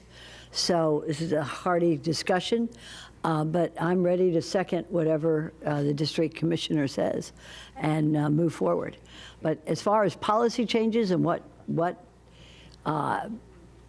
opportunities this organization in the acreage has, I think is something we need to work on as county. And, but I'm not prepared right now to discuss it.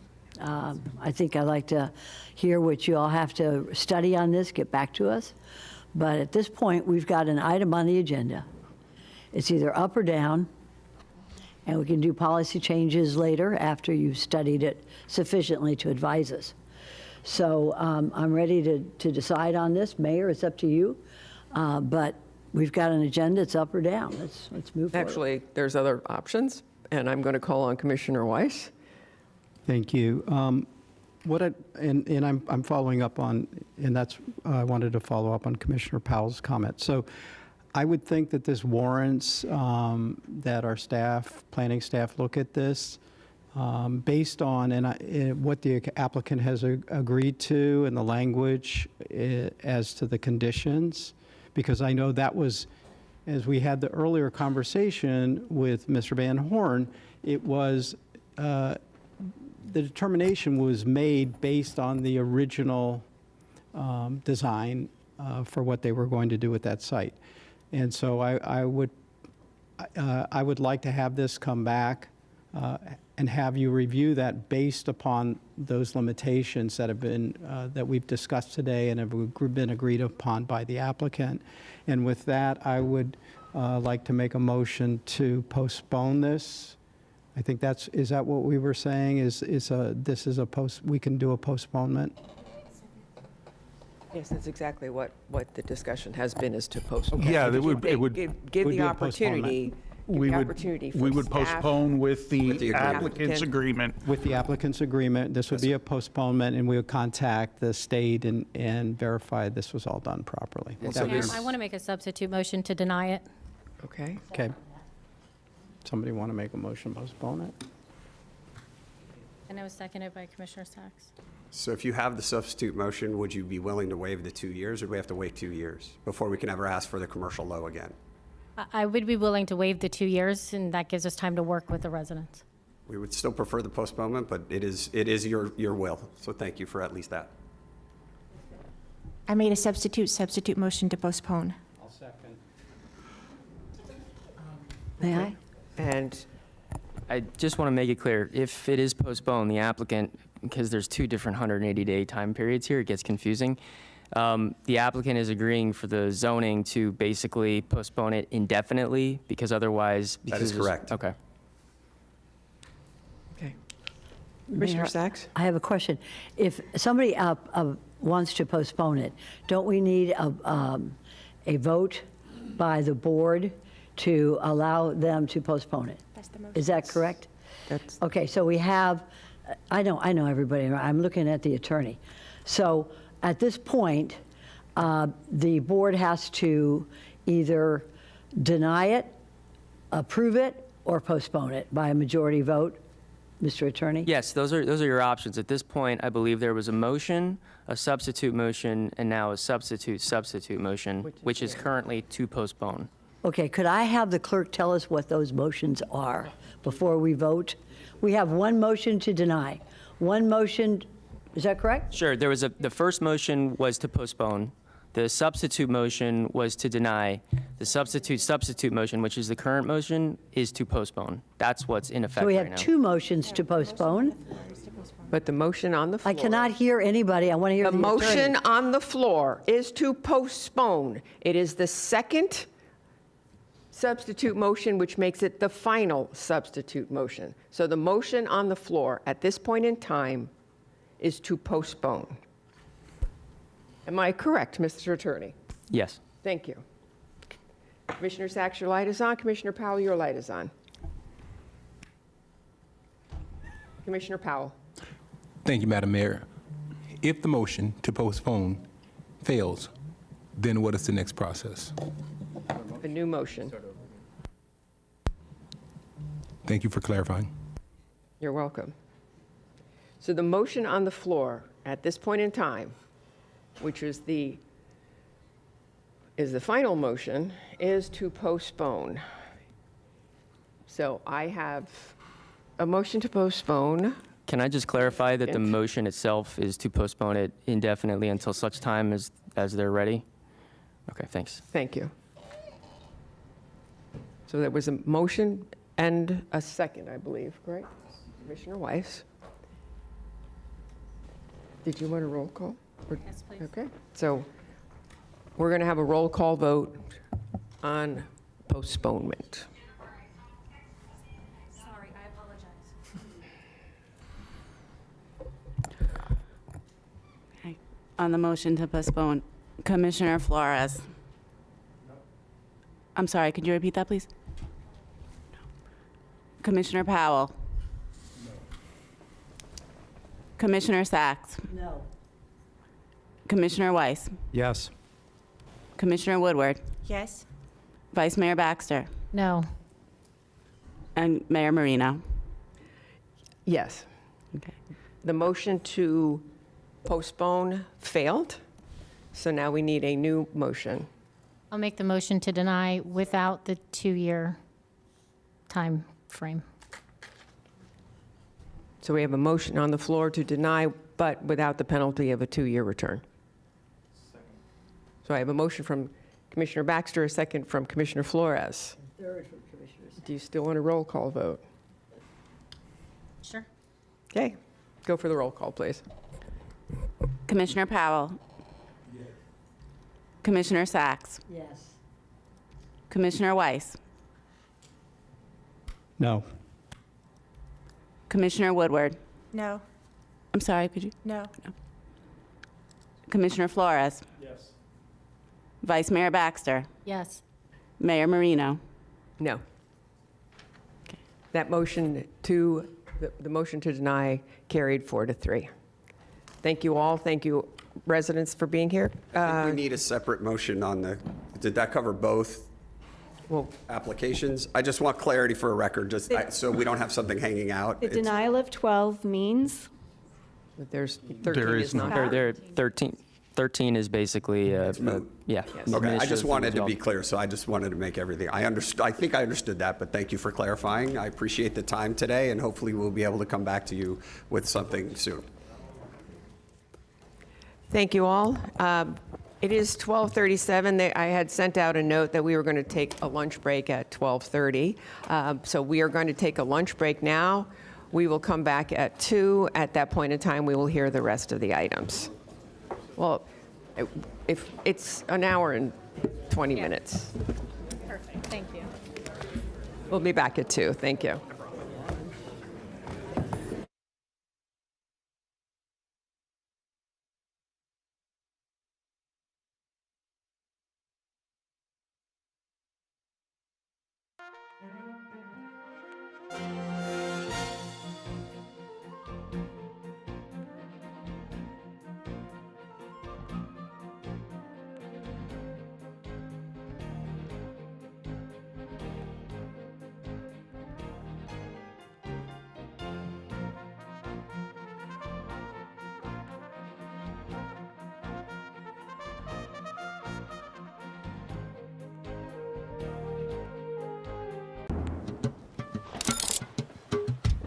What insurance is needed?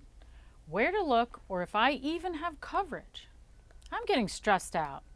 I'm gonna need a snack. There's no need to stress. Understanding your hurricane insurance coverage is important. The first thing is to find your declaration page on your insurance policy. We hold these truths to be self-evident that all— Wrong declaration. It's all on the first page of your insurance policy. It contains all of your essential policy information, like coverage limits, deductibles, and more. I found it! All hurricanes are created equal, and it seems they cause flooding. Flooding is one of the biggest risks during a hurricane, and many people don't realize that standard homeowners insurance doesn't cover flood damage. You'll need a separate flood insurance policy for that. Here are some tips to make sure you're covered. Review your policy annually. Make sure you know what is and isn't covered. Understand your deductibles. Hurricane deductibles are often different from standard ones. Consider flood insurance. Even if you're not in a high-risk area, it's worth having. And don't forget to keep an inventory of your belongings, like your snacks. That's right, bad weather. Be ready, be informed. Visit readypbc.com.